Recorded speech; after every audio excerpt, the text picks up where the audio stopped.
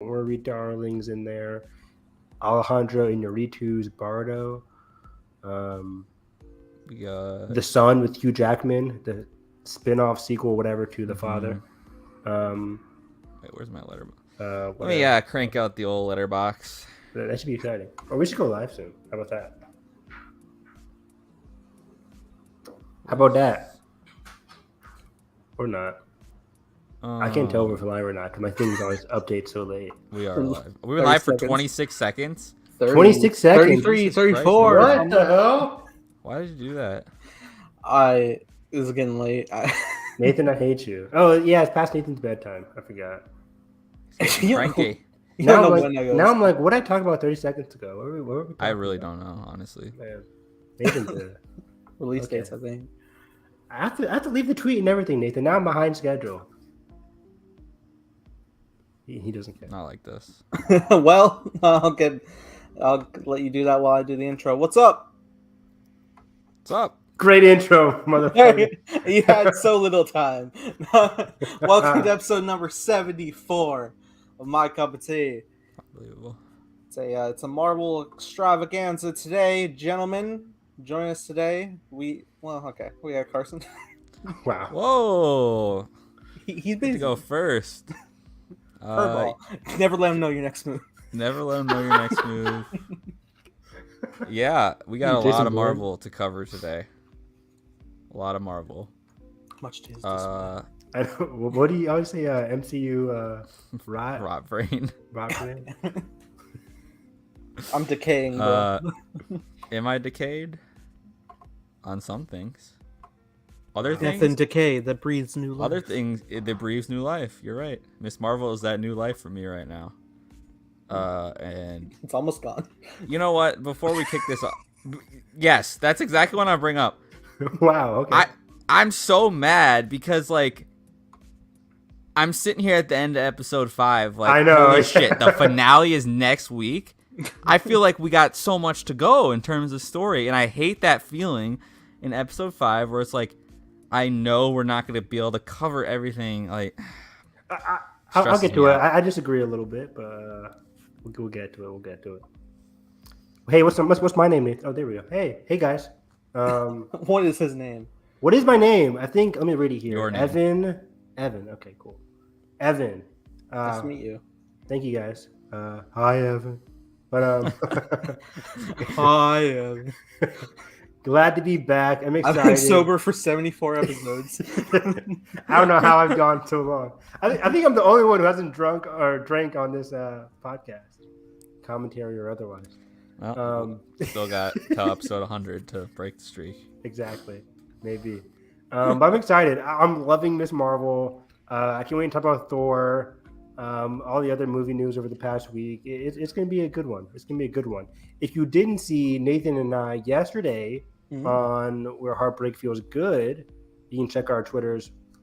We did a top 10 of the MCU, which was a very interesting list.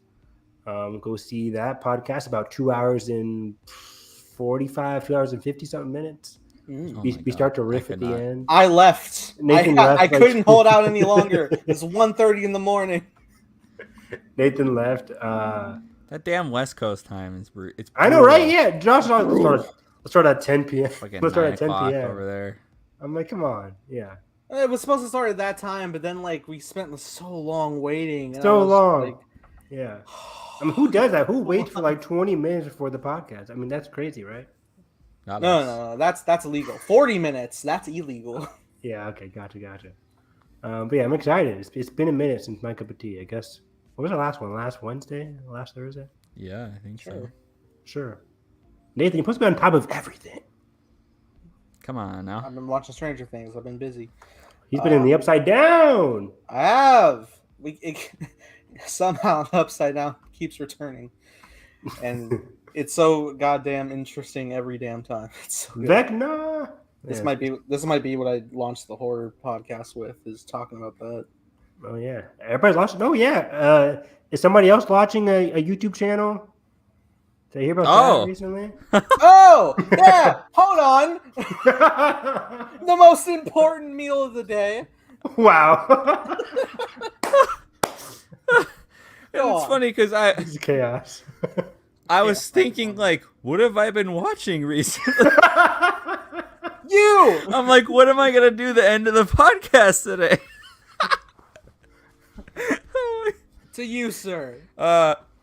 Yeah. So I'm hoping next month to give myself time to figure out that I'm actually You're launching gonna something. wanna. Yeah, and it's gonna be talking about movies, different things, making stuff. You know, the whole being creative thing now, that's hard, and Ew. how life is hard, and you know, the whole 9 yards. We need that content, that Carson content. But sneak peek of my first video, I think I'm gonna be talking about my current 4 favorite Letterboxd movies, that's and cool. how they sort of all connect into like different themes of how I feel about life, sort of thing. So Love that. a little bit of Ghibli, a little bit of detective / noir thrillers. Because you got don't tell me. What is it called?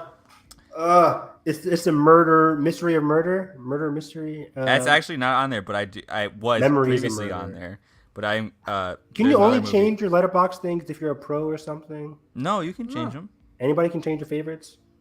Anybody So my can current 4 is Kier, which is the mystery. It's basically like horror. If it's like Memories of Murder was like slightly more like horror. It's amazing. I can't wait to talk about that. And then Matrix Reloaded. I'm gonna throw that out there. Talk about some love, some romance in our blockbusters. Bring it back. please. The Mummy. Then Castle in the Sky. And then I'm excited about this one. I'm talking about The Hunt. Oh, Mads. I saw did you not put the clip in. I saw it in your teaser. Oh. I still gotta watch it. Oh my god, the commentary. The final 30 seconds. Fuck. Oh. Don't even want to say what it is. I know. I Or can't. the emotion. So I'm gonna try to like find a constant between these movies. I don't know. I'm in the writing phase of this video. I hope it comes out next month. But Great. yeah, YouTube is That- fun. that's about the as we've tone. displayed. That's what the tone. You too. You will learn Me staring at my blank cursor, like, oh god, when the what algorithm have I done? just bends your will. What have I done? Not like this. I'm 6 years in, man. I'm rot brain indeed. No going back now. Oh god, this has been an 8-minute intro. That's how we do it on My Cup of Tea, baby. That's how we do it. Where do we start? So, I'm not the host. the finale of Moon Knight. No. Which somehow made it into the top 10, Auden. I What? blame It Auden. wasn't me, Evan. I blame Auden. Whoa! Really? Moon Knight was in top 10 because of Auden. Out of and all Mickey. MCU projects, Right? Nani? And not Shang-Chi somehow. Not Shang-Chi! Damn. They had I gotta spoiler watch alert. this. I haven't watched yet. Spoiler alert. They had Doctor Strange 2, whatever it's called, Moon Knight.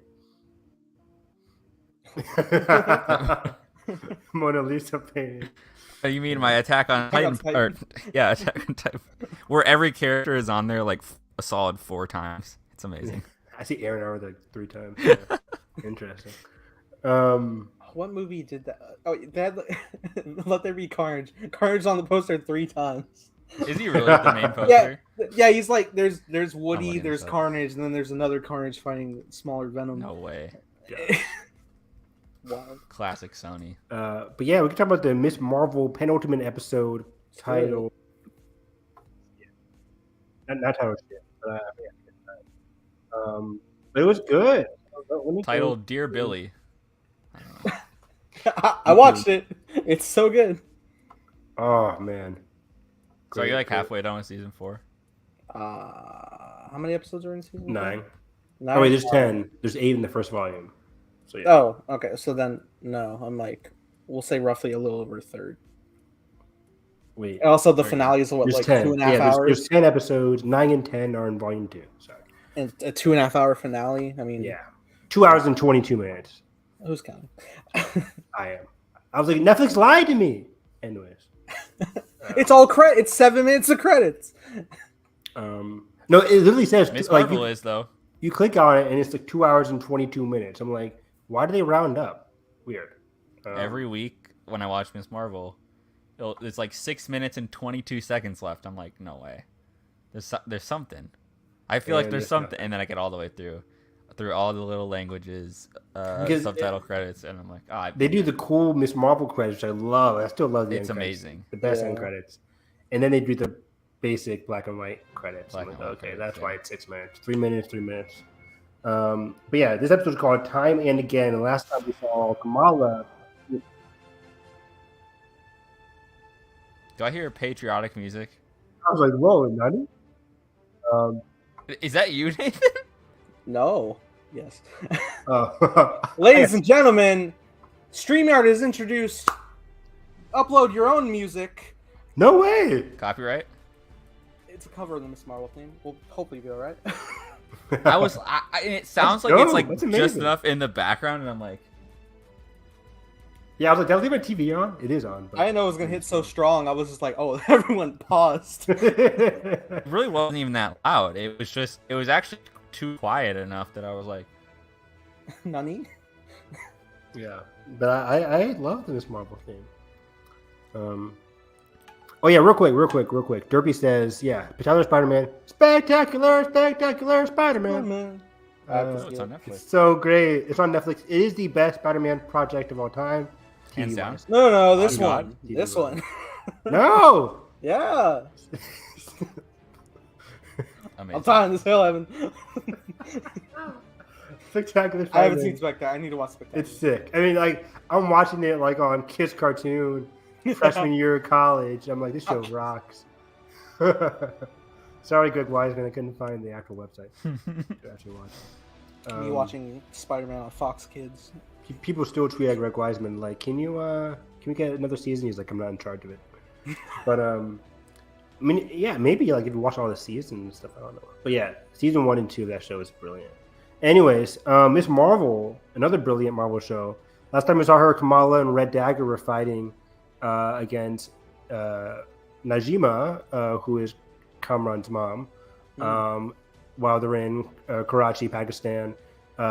Wasad died, and then Najima hits Kamala on her bangle, and she trips back in time. Hence the title of the episode, Time and Again. Yes, according to my notes. Yeah. And we get some great time travel in this episode, but God. also... Can we appreciate just how long the flashback actually is? Because it builds up like a whole story. But yeah, you're right. I agree. And I loved every second of it. Like, this is... Like, it was so heartwarming. It was Their beautiful. chemistry is so good. Chemistry is out the charts. ass. Yeah, off the chain. Sure. As I was watching, I noticed there was like 5 minutes left, and I was like, this whole episode has just been feelings. It's been great. Yeah, it was like a really heartfelt episode from in the past, and we get to the present. Everybody's all happy and so heartwarming. Then we get chaos in the last like 5 minutes. Yeah. But yeah, so I loved the beginning because we start off with the weird. It reminded me a little bit of Loki, where they're explaining the partition through a British announcer voice. And he's explaining all this like dark stuff in a happy-ish tone, like in a news reel type tone. And it was kind of like dark in a sense because they're explaining like some dark material, but they're talking about it like it's so casual. It was very interesting. I just liked how they directed that whole first like 5 seconds. Yeah. Like, this is how it's going on, where the British wants to create a whole section of land while kicking out like the Muslims. Yeah, it feels like the Spark Notes. Yeah. I like this sepia Marvel logo projection. Oh, that was really cool. Oh, they changed it for this episode. Yeah. I didn't know. They changed it a lot for like I think every episode has like a cool way to do the Miss Marvel logo and introduction. The Miss Marvel, yeah, but I mean like the Marvel Studios logo. Oh, that too, yeah. Yeah. But so yeah, we get a newsreel kind of intro. The British are coming basically. But yeah, this episode we get the whole backstory between Aisha and what's his name? His name is Hassan. Yeah. And yeah, I loved it because earlier on we were theorizing in the past 4 podcasts about what happened between Najima and Aisha, when they're in that cave and it's crumbling down, they found the bangle, but then we never see her again. And Najima still looking for her in the present, or at least looking for the bangle in the present. Like, why did Aisha stay in our world? How come she didn't go back to them? And what made her want to stay, really? We kind of theorized, like, obviously she started a family, hence Kamala being the great-granddaughter, but we never really got to see, like, the reason or, like, the backstory. And we get some great backstory between her and Hassan in this. I loved every second of it. That's good. Yeah. No. It's really good. It's really very good. I love it. Yeah, it's beautiful. Like, we get Hassan talking in his cane, preaching about like how we need to unite all religions, Hindu, Sikh, Muslim. We need to unite together against the British. It was just really cool to see that, and then see like Aisha from a distance, just like kind of take it all in. She's just like running away. Like, initially we think she's just running away from the British, but she's also technically running away from her Najima. Crazy.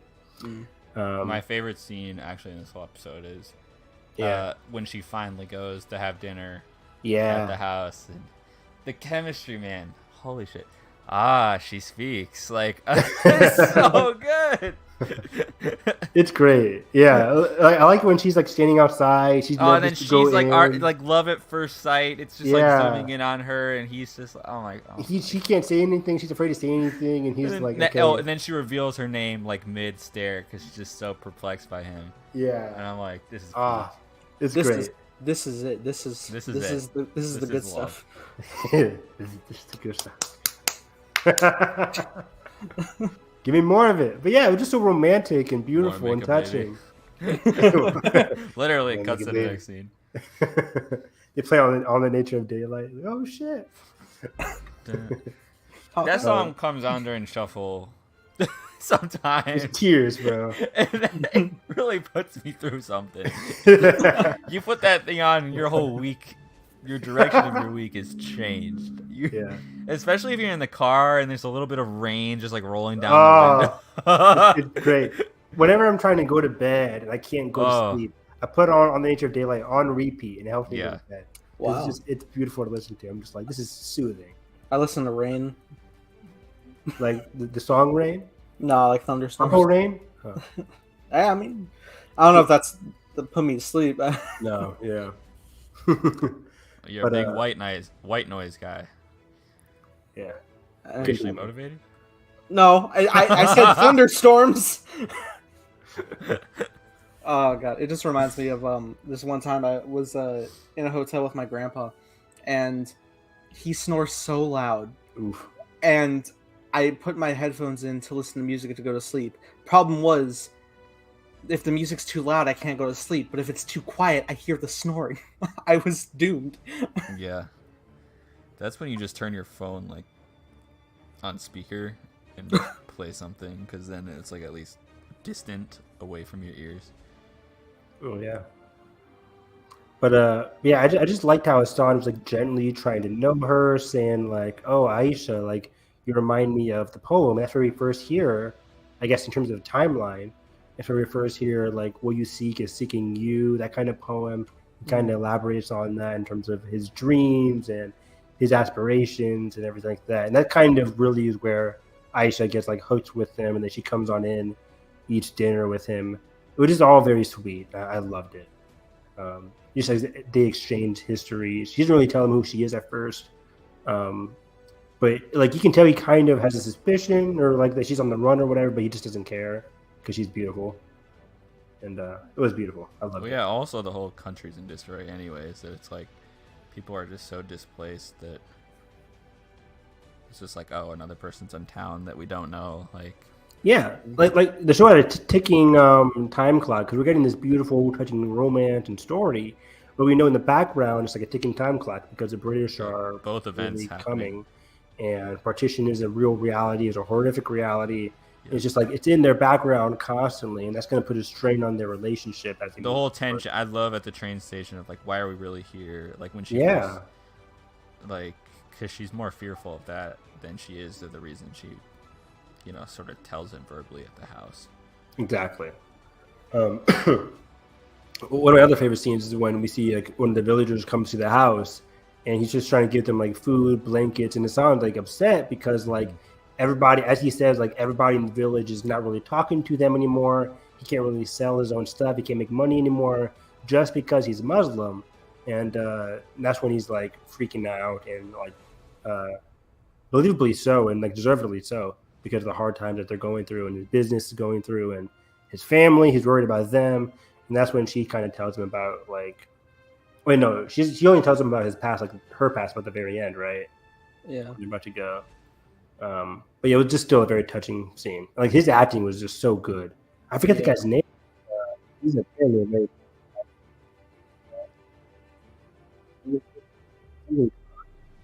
What? The Hassan's actor. Oh, Hassan's actor. I forget his name. But he's really good. He's like a famous guy. But yeah. I'm look it up. Anyways, I like it because we have that ticking clock in the background. They realize they have to go. Oh, and then Homegirl shows up. Najima shows up. It's kind of like two ticking clocks. There's the partition, and then there's like the threat of the clandestines that she's running away from in Najima. She's here, and she's like, "Hey, where you been?" I'm like, "Oh, Yeah. Where you been, Loca? It's like the creepiest intro. so Like, I thought creepy." you're running from us or something, and she's like, "Ah, Yeah, like, no, What? me?"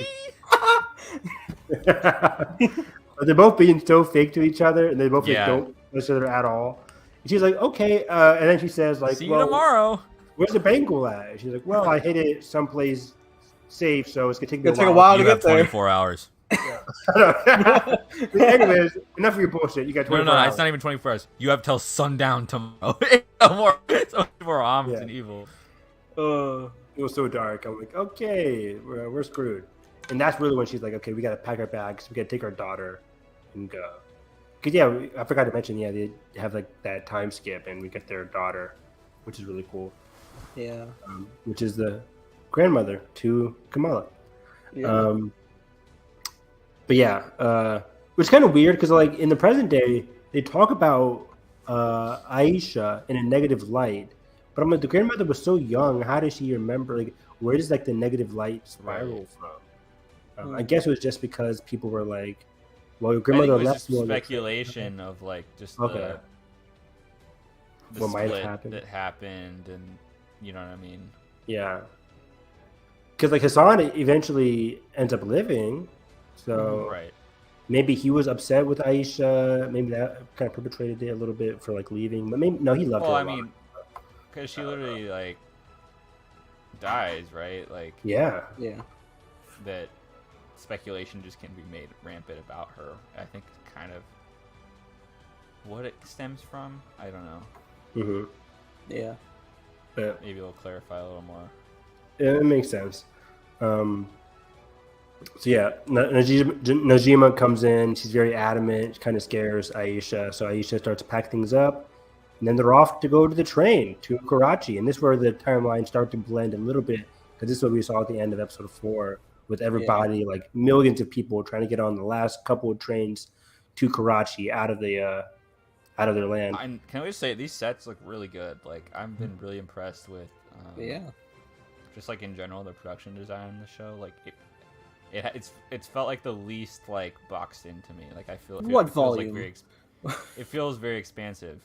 Yeah. And I think you feel definitely overwhelmed, to be in a good way, by this whole sequence because quite literally when she's like lost, it's just like a sea of people, and it's really good. Yeah, it's kind of like it's suffocating. It reminds me of Game of Thrones, where like Jon Snow's fighting all those people, and he gets like, it's like, really cool. But yeah, you're right. Like the production design is really good in the show. That's why I don't like when people are saying, "What's up, Ben? He's back. He's Buenos back." dias. um, Buenos noches. Sorry. I like when I hate it when people say like, "Oh, Miss Marvel is just like the other MCU shows." Like it's not. Like the production design is stellar on this show. It looks unique. The vibe is unique. Direction-wise, really cool. I love everything about this show from a production craft standpoint. But yeah, so they're on the run on the train tracks.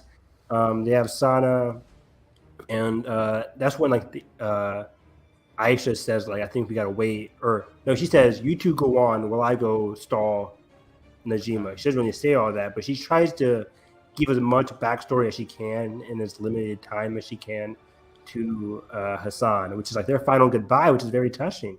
It's like they're not. I don't think she expects to die, but it's like it's a very precarious situation where she's like, even if she survives, like how do you find them or contact them? yeah, exactly. So it's just very sweet, very heartwarming. Where he admits, like, I've always known that you've been like on the run, but I just don't care because I love you. It's like, it hit. I love them so much. It was great. It's a perfect example of having two newish characters show up for like 20 minutes, but they instantly steal the show. Make a huge impact on the show. Yeah, exactly. And that's when she runs into Najima's crazy ass. Just fucking stabs her, like in the middle of this crowd. No compromise, no talking, just I think, what did she say? I think she's explaining like, I have my family here, like, or like, don't do anything rash or whatever. And Nijima's just like, fuck it, like, I'll go look for the Bengal without you, basically, and just stabs her. Which is dark. And I love that I can see you playing Spider-Man. You can't see it. You can't see it. Are you playing Spider-Man, Nathan? No. Jesus Christ! The game came out in 2018. That's the podcast. That's the I'm watching the live stream of us on the podcast. Oh, okay, great. That's amazing. Yeah. Look at that. There's Evan moving. That's the reflection right now. Okay. Whip, swing. Yeah. See, he's moving his hand around. Look at that. There's a delay. There's a lag. Nathan's like, swing, each other. I see you. Can you see me? No. You're right. All right. Have you played Miles Morales yet, Nathan? No. Well, what kind of fan are I'm you? 2 games behind, so. Well. Oh, is it because you get? No, it's on PS4 too, so you have no excuse. I own it. PS5 hasn't had any games. So you just racist. Who owns No. I want to give it the time, and then I just like. I don't play this. I don't play on downtime. I don't. What do you mean you don't play on downtime? You play on live time? Yeah. Yeah. You know how far I am behind on Lego Star Wars, damn it. I platinumed that game and I haven't touched it. Uncharted 3. Oh, you gotta Continue. finish Uncharted. God, finish Uncharted. God damn it. I agree. I have watched like someone play it. But yeah. Miles Morales is a very awesome story. Very awesome story. And the gameplay is, I don't say infinitely better than Spider-Man PS4, but it looks more fluid. It's more fluid. It's more smooth. The that dynamic. is exciting. I do want to. When's the sequel coming out again? 2023 next year. Yeah, next year. Wait, only on next gen. Is it next year or 2024? Next year. Yes, next year. It has Venom. Yeah. Venom. Venom and Craven. Holy shit. Is Craven confirmed too? Yeah, he narrates the teaser. Oh yeah. Wow. He does. Yeah. And I'm really interested to see how the gameplay works for that one, like swinging between characters. Hopefully, give me co-op, baby. Oh wait, you get to play as the last time we had co-op in any kind of story has been like decades. Yeah. I miss Wait, it. so it's a co-op between Miles and?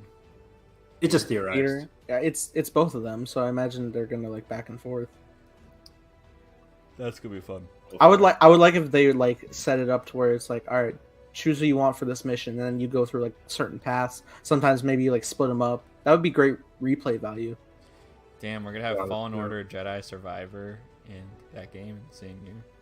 And Final Fantasy 16, guys, come on, fake fans. And Spider-Man and Fallen Order will probably come out around the same like holiday time, right? Yeah. Wow, man, big Star Wars fan. I see how you are. But I have, for the record, I've played Spider-Man PS4 many a time. I've just be cruising in 100% platinum. He's just swinging across the city like a bored Peter Parker. I do. I'm literally in the fucking the college suit, which is just a fucking t-shirt and jeans and the mask. Wow, I forgot that was a thing. Mask. But anyways, on Miss Marvel, Najima's like hungry, looking for Hassan and Sana because she's looking for the Bengal. Aisha's like dying out, which is very sad because she's like dying against like the train tracks, and nobody's like caring for Nobody it. cares. Yeah. Which makes sense. I mean, like it's chaos. Everybody's trying to get on the last train for survival and for their families. Yeah. And that's when we get Kamala. And I theorized it last week. Other people have as well, but it turned out to be true. Kamala, prisoner of Azkaban to this shit. It was me. Does that make sense? No. It was really cool. She becomes the one with the Trail of Stars, and I like the pacing as well. This was a very well paced episode, minus kind of like the abrupt ending. But I like how well paced this was. Where Kamala, she doesn't take like 20 minutes looking around the train station, like where's Aisha? Oh my gosh! Like no, she gets there, she runs, she finds Aisha, and then she tells her like go look for Sana, help her get on the train, and she's like, no wait, that was supposed to be you. You're supposed to be the one to do it, which is really cool. And that picture was so cool. That picture was cool. I was looking at like not like a before and after, but just like our old tech versus what we can capture now. Someone quoted it as like Hubble got a Blu-ray upgrade. Like, Hubble went 4K. I did a whole like Hubble project like in 4th grade or 6th grade in elementary school. Just like I was so fascinated when it was by like so new at the time. Yeah. Like, oh my god. Exciting. Yeah, I love that stuff. But yeah, so she's talking to Aisha. She's like, "You're supposed to be the one to save her. Like, what's going on? This isn't how the stories told me it would go. You're supposed to be the one to help her with the Trail of Stars." But then, of course, she has that like, "Oh shit, that's a Raven" moment where it's like, "It's me all along." Yeah. And she's the one to help save Sana. Like she finds Sana. Oh, all while Najima's looking for her, and Hassan's on his cane, just like struggling to go through the crowded crowd. Tension, So and then it was a good tension. she starts like using her powers to get her like sort of above everything. Yeah. But then follow the glass. And that's where the story comes from the kitchen table of like follow the stars. Follow the stars, exactly. So she's like helping Sana out, helping her glide with and she's also becoming very good with the bangle, by the way, which is very cool. But like helping her with precise steps as she gets along the train. Then she eventually finds Hassan, and they're together. And of course, Aisha's not there, which is super sad. But then they walk away. But also, I want to make a mention when she meets Aisha, when Kamala meets Aisha, the phrase like "what you seek is seeking you" kind of comes into play here, where it's like what you seek. She was seeking Aisha. She was seeking like her family, but it was also seeking you in return because Kamala ended up being the one. Yeah, it's to help them out. reciprocal. Like they both needed it in that moment. Exactly, and I'll mention it again later in the episode. But yeah, I like how that phrase, that kind of like the theme of the series, comes full circle in a variety of different ways in this episode. Yeah, because also like you see that. Like I'm sure you're gonna mention later. Like the family gets closer in this episode. Exactly, 100%. That's what I was gonna say. But yeah, we can just mention it right now. But yeah, it's like the mom coming together with Kamala, like the full understanding coming full circle. Yeah, it's like I love just that. 2 episodes ago, like on their episode and a half ago on the plane, it's like they were on like barely truce, like, and also she's freaking out, like where is she, like, you know? Yeah, she's freaking out. She just wants to protect her. She doesn't really understand. Going all the way back to episode 1, right, where she's just like, you can't go to the concert. We can't go to EndurCon because I'm worried for you. She doesn't really understand Kamala and what she wants. She has a whole Hulk outfit, not Miss Marvel. So it's all interesting. Yeah, well, and also it's like she got away from her mother, right? Mm-hmm. And now she sort of, even though she's not trying to, she's acting like her mom in a way. You know what I mean? Like, yeah, she's trying to protect Kamala from the world, just like her mom was to her. And you know, because then we learn also in this episode that Kamala's mom was a bit of a rebel, and like we see that picture of her. Oh yeah, hilarious. The 80s outfit. The 80s outfit is just peak. That's too funny. But yeah. So yeah, we eventually see Hassan and Sana leave, and that's when she gets out of the time thing by being the one to help save her family, which is really cool. Oh yeah, and then the veil starts to crack open. And yeah, like right away. Like she gets right out away. Of it, they all like look at each other, and then it cracks open, and then And doesn't this the is- one girl try to just run through, right? Yeah, because this is what they wanted. This is what the clandestines wanted. They wanted to go through the veil to their To go world, to like the purple, like, which would, side. the purple version, whatever, which would mess up our reality. So yeah, the black one goes up there and gets totally disintegrated. It reminded me of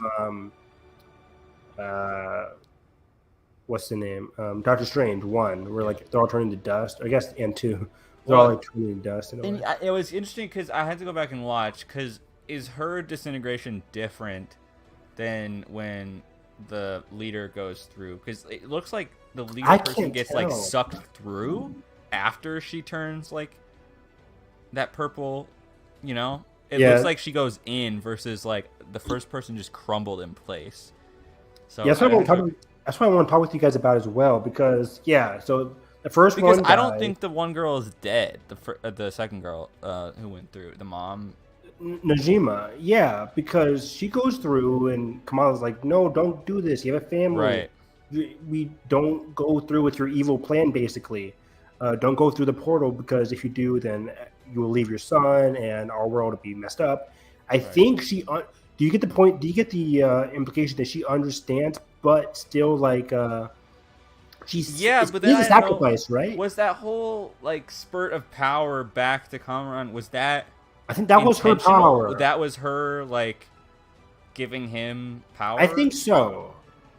I think, from my perspective, she sacrifices herself to close the portal to the veil, and then before she dies, she gives her remaining life force so you think / she power to her son, to Kamran. Because now I'm wondering, like, if she's truly dead, what's the precipice of episode 6? What's the conflict here? So I don't Which know has if me she's super dead. interested. Because to me, like that instability would maybe play into episode 6, and she would still kind of be greedy for getting at least getting her son back, or something to that extent of like. Yeah. I don't know. So I'll be curious to see how, because I would not want the show to just shift exclusively to the whole government plot line where they're just like kind of chasing them, I guess. Yeah. So I don't know. Yeah, because the best part about the show is like the family aspect, Right? Because The it all family, the relates to friendship, everything, and like the connections. Yeah, so she gives her power to Kamran. The veil is closed. Everybody's happy. We get some great stuff with the mom, like we mentioned, like the going through the yearbook and shit. That was really cool. I just love the whole. Before that, she gets the red mask from. Yes, yeah, she gets. It's gonna be part of the costume, right? Red Dagger takes off his mask and gives it to Kamala, which is part the red is definitely gonna be part of her costume, but also the necklace. During the explosion, and broke Kamala's necklace, which said Kamala, which meant Kamala, but then it's broken now, and now it means it's going to end up being the signal or the symbol. Loved it. For that. So it's really cool. That's going to end up being her symbol. She gets the red from Red Dagger, which I'm glad he's still alive, because it means he can definitely come back for season 2. Okay, Nathan, we need your take on. Oh yeah. Does the mom just like sacrifice herself to close the thing and just give Kamran the power, or like is she? It looked like I saw her. That's all I was wondering, but I mean, like I saw her bones. Yeah, like it gets sucked into the portal though. Her physical body has to be dead. I think so. I think maybe like her spirit lives in the power that is now a part of her son. Yeah, that's what I took. But then we were wondering, like, what's the conflict going to be in episode 6 if this plot is wrapped up? We're like, I instantly said, like, is she going to fight Kamran? Is Kamran going to be the villain? Because I'm like, that doesn't make any sense. He wouldn't turn his character heel, on a right? head. He's going to turn heel. It's interesting that he got like a similar power set though. Right, and then like, I can't see them turning just on the government plot line of the drones chasing him down or whatever. Well, maybe that's just it kind is. of been nagging at the back of the show. It hasn't really been. Well, right now, I mean, I feel like the only conflict right now is damage control. So maybe honestly, I can see it being like a course of action where it's just Kamala has to like clear her name as a hero. I mean, Right, I like kind it of all catches up. I was gonna mention at the end of the episode, but I'll mention it here. I like that this show is all about family connections. It's very small scale, which I like. I wouldn't mind if this finale isn't super bombastic. Yeah. We don't get like a villain on villain. I like how we could just handle the damage control stuff and then get some good family shit for the finale. Like I don't need this to be super. Like of course we see it in a good scene with her brother, a good scene with her dad, a good scene. Nakia, right? Nakia with has her best friend. That needs to be wrapped up. Bruno and Kamala kiss season 1. Oh yes. Are we getting it? Yes. Maybe a hand holding. No, come on! It's not anime. I know, but I mean, God damn it, she don't know yet. Like, yeah, it is like because we obviously know Bruno likes her, but for Kamala, is she gonna jump straight to a kiss in the finale amongst all the other things? I'm just unless he pulls a surprise. If we don't get it, I'm gonna be, and we don't get a season 2, and I doubt Bruno will be. It's not like Bruno's gonna be in the Marvels. Audience, you know of Ned's in Infinity War. Anything's for 4 seconds. Exactly. We need a distraction. We need a captain. We go. I saw a clip of Star Trek 2009 where the evil guy is yelling at the general. He's like, "Don't tell me it didn't happen. I saw it happen. I watched it happen. I saw it happen. Don't tell me it didn't happen." My favorite. Great. Really I love that movie so much. I'm gonna kill him. I'm gonna make him watch. Amazing. JJ's masterpiece. It is. But anyways, yeah, I wouldn't mind this one. Like we see in the trailers that she has her comic book costume, using her powers. There's gonna be some kind of like showcase or showdown. Which is funny that I've like seen her use it in action in like bootleg Disney cruise. I know, right? Yeah. So that I'm just super excited. Before we get to theories, though, what else happened in this episode? Oh yeah, Bruno. Yeah, his name. Poor guy. Yeah, finally he realized, like, hey, thank you, Brian, for letting me stay at your place. And he's like, my name's not Brian. I think he genuinely like did feel bad though. He was like, oh my god. Yeah, I like that. Yeah. He did. He's like, oh shit. He's like, oh, you know, I just didn't graduate the first 3 or 4 times. Then Bruno's whole business gets blown up. I know, right? Oh my! I forgot. Does Bruno live alone? Right? Does he live alone? Yes. He mentions a grandpa or something. Yeah. His parents are dead, but he lives with his grandparents. That's so sad. Oh yeah. I love Bruno. What's his powers? I know, right? The power of friendship, Nathan. This Marvel honestly has some like plot points that I was like, feeling a little time blazing. I've written. This is pretty cool. Oh wow. They've been looking at your note sheet. Carson, Bruno, the same? I don't know. Borderline. He's tech genius. Is Carson gonna kiss the girl in your season 1, or is he gonna hold hand? He's on a season 3, baby. I don't know. He's making up shit. He's on a date in the first episode. Let's go. At what cost? His girlfriend died in episode 1 of The Boys. No. No. That is not my word. That scene is so... that shocked me. What a premiere. Can you imagine? Nobody knew about the show either. It was like, And I remember the first 2 or 3 episodes dropped at once because they were trying to get, an audience going on it. Mm-hmm. And everybody watched it. It was like, yo, watch The Boys. Like, this is amazing. And same thing with Invincible, too. Yeah, like, it had that Invincible effect where Invincible was like, watch the premiere episode because Invincible gets wild. And we're like, all right, superhero show, animated, and whatever. Yeah. Have you not finished Invincible yet, Nathan? What? Nathan? Huh? Have you not finished Invincible, or have you started it? No, I've only seen the first episode. Yeah, it's great. Which is funny because like the whole like episode, I'm like, this is fun vibe. I like this, and then it gets like really dark at the end, and I'm like, oh no. Just you wait. There's a good mystery to it. I like the friendship between Invincible and the pink-haired girl. What's her name? Fuck. Whatever her name is. I'm a fake fan. She's great. Me too. Anyways, so yeah, Miss Marvel. Bruno comes in with Kamran, and it's really cool. They have a good friendship. But then we see the damage control thing show up in the window. Wait, he kind of like realized. Does he kind of like get a spider sense about it? I think it's right out the window. Like I think Bruno was like he went to his window and it's just he just in there. Okay. The big ass Stark. But then he drone. like used his power like accidentally, sort of, kind of. Yeah. You have powers. Which is really cool. It is so like it's so fucked that Damage Control like seized the Stark drones and they're like, all right, we'll use them. Like, what? Yeah, Hold on. right. Come on, Pepper, get on that. Come on. What is Pepper So doing? yeah, so then everything explodes. It's kind of like the end. I'm like, did damage Come control? on. Did damage control blow up that stop? No way, right? You're like, why would they do that? That's effed up. I mean, if it's like the prejudice agent lady. Yeah, that's a good point. Yeah, she don't care. No. So yeah, that's gonna be a fun finale. So we have Kamran and Bruno in danger. Fun now. Kamala's gonna stop it.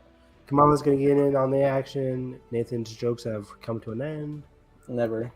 But yeah, theory-wise, I'm like, what's gonna happen with Kamran mostly? Like, he has these new powers, but he can't control them really. Is the essence of his mom still in there somewhere? How is that gonna come into play? I like that. What does he want in all of this too? 'Cause Kamran? really, Yeah, I know. Like, his family's all gone and basically dead. like, So he's kind of alone now. he's alone. Yeah. So is he gonna be living with Bruno now? Don't give me a. For roommates, it'll be fun. These? I really Yeah. hope they don't turn him villain. I don't want them to. I don't see it. I have a fear that they would for a second, and they could remedy it. I mean, this whole time, like he's been against the whole villainous group. Yeah. I can't see them doing that. He's the only one that can go like hand to hand with Kamala. Maybe they have a Scanning. skirmish. Tony, you can't fight him hand to hand. Let's kick his ass. So yeah, but hopefully, like if they do have some kind of mind control BS, hopefully they finish it within the episode. I mean, obviously they will. How long But yeah, will the finale be? 45 minutes. I think this was, 22 minutes with commercials. Stop it. You're 22. sick. That's it. So yeah, I'm super excited. Like, I wanted season 2. What's up with Nakia? I mean, there's not really so much they got to deal with, right? It's just like Kamala has to come save the day, help out Bruno and Kamran. Oh, do we get Captain Marvel? Oh wow! Post credits. Probably. I don't want it to interrupt the show at all. Fair. Yeah. And I don't think it's the kind of Nice. show that would at this rate. I was gonna Yeah, pull no. Shazam, where you see the top of Brie Larson or the bottom of Brie Larson's torso, just not her head. I still think the thing of her sitting on the light pole is post credit scene. That's been in the trailers and we haven't seen. Interesting. With the final costume, I think. That could be the very end of the series. Yeah. That's what All these Disney Plus shows are showing us stuff from the very finale. It's Like- interesting. I'm just thinking about where Carol is in the universe right now, because even in like the Shang-Chi post credits, like she's like calling from space like usual, because she's away. I don't know if she would physically be there for the finale. I don't know. Yeah, Captain Marvel or the Marvel is so interesting because that's kind of like the emotional core of that movie, presumably, according to Spectrum. What's Spectrum actress? What's her name? Shit. I forget her name. It starts with a T, isn't it? Tiana Paris. Tiana Paris, I think. Yeah, that sounds right. Please.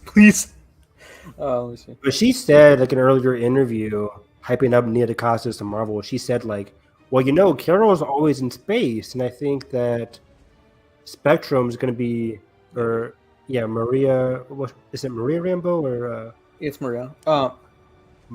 Yes. Yeah. Monica. Monica, yeah. She's like, Maria Monica Rambeau's mom. hasn't seen Carol. Carol has been away from Earth, and that might cause some drama. It's like, you're never here kind of thing. I think there is an established drama, and I think Kamala will be the core heart to bring them back together. Hopefully, Yeah, yeah. like with the whole mom thing, right? With the Like, you weren't there when my mom was dying of Yeah, cancer when or mom was whatever kind of dying. thing.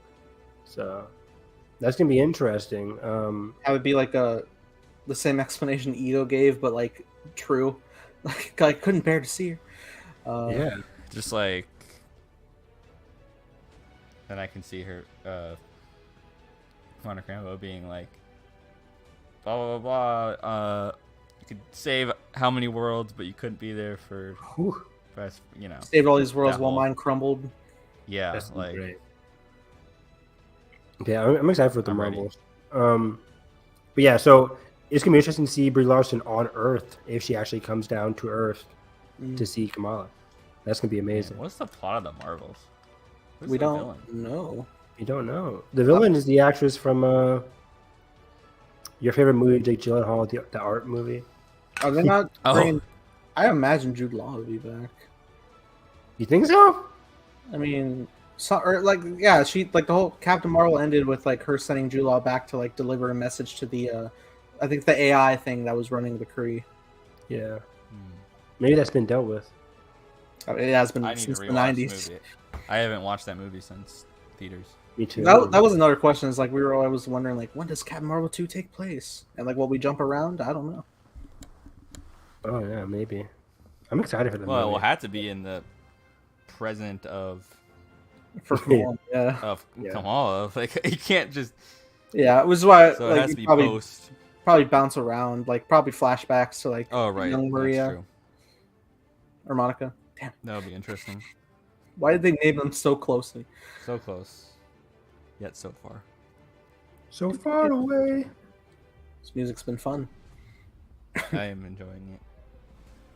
On to the Thor. Before we get to Thor, I want to talk about some Oh, movie sorry. news. Before Thor, I was just trying to knock out all the Marvel. Look at me. Captain America 4, directed by Julius Ona, Let's go. is a thing. Watch Loose, everybody. Yeah. It's a good Don't movie. watch Cloverfield Paradox. That movie's garbage. Oh, right. It does make me interested how he's gonna direct A action in this blockbuster. movie. Yeah. I I mean, if it's anything like Falcon and the Soldier, we have the same writer. same writer. I feel it's going to be tame action, so I think he can handle it. Mhm. It's not going to be super Oh. cosmic. I don't even know what. I'm trying to think like what would be the perfect antithesis to Sam's Captain America right now, like because he's sort of Venom. Venomized. I would love honestly like a Serpent Society. Oh yeah, like sort of a first Avenger throwback vibe Dude, same. where Nazis baby. he kind of is doing covert stuff right now because he doesn't necessarily have the obviously he's Captain America now, but now we've learned that like he's under so much scrutiny now, and maybe this first mission has to be somewhat under the radar, but then it comes full circle by the end, and like obviously he's already stood up in full confidence that he's Captain America. There's no doubt about that. Is it the power broker? The It's power sharing broker a all movie. along. But I could see a good arc being of like, you know, some of the stuff taking the shadows and him having the responsibility to bring it to light and like have confidence that superheroes can handle That'd be great. whatever the conflict is again, sort of thing. Yeah. I'm excited for that. Like, Because after what do so many projects in the MCU of like, should we trust them? Should we not? I you- I think it'd be cool if it like started out where like he's like trying to like upkeep the brand as it were of just like proving himself that he is the captain of our but current day. it's sort of like a performative press tour thing, almost like a callback to the, not like the tour that Cap did. yeah. And like I said, and maybe it's not even like something that's like for the press wise. Maybe it's something Sam feels like he has to do, but Yeah. then he does discover like a more like focused thing that like okay, this is way more important. I need to be focusing on this. Like screw the image, I have to do what's right. Right, because I figure this movie's gonna be about like not about becoming Captain America. It's like how to be Captain America constantly. Yeah, now that you are Cap, like how do you Right. feel that role in your own way, kind of thing. Yeah, Yep. But we usually get like supporting cast members in movies like this, like especially solo movies. Like if you're not like a new character like Shang-Chi or like a Black Panther, you're not really going to get a lot of different side characters. But for a guy like Captain America, Sam Wilson, Mm-hmm. I'm expecting some kind of like adventure level side. Like, are we getting Winter Soldier again in this one? Maybe not if he's in Thunderbolts. I'm not sure. Still weird. Yeah, we don't even know if he's in Thunderbolts. Doesn't matter. Yeah. But I could see Bucky for sure. Whether he's prominent or not, I mean they can do either. Spider-Man. They still know Spider-Man. They just don't know Peter. Yeah. Ant-Man or Sam wasn't the first Ant-Man, so Ant-Man could be like, "Hey, I was in your movie, or you're in my movie now. I can be in your movie." That was wild. Yeah, I mean, hell, Rhodey. Maybe there's some like underlying things uncovering that connects to Armor Wars. Rhodey, best supporting actor, Rhodey. Yeah. What if he gets an Oscar for this one? So I think this movie's coming out earlier than expected, honestly, with this. You think so? Director moving, writer. 2024 is Gosh. still pretty Yeah. empty, I think, right? Maybe. Does Zemo come back? Oh Nah. God, he is in jail. Oh, he escaped from jail at the end of the series, right? No, he got taken in by Wakanda. He's in Wakanda locked He's up. in Wakanda. Oh, okay.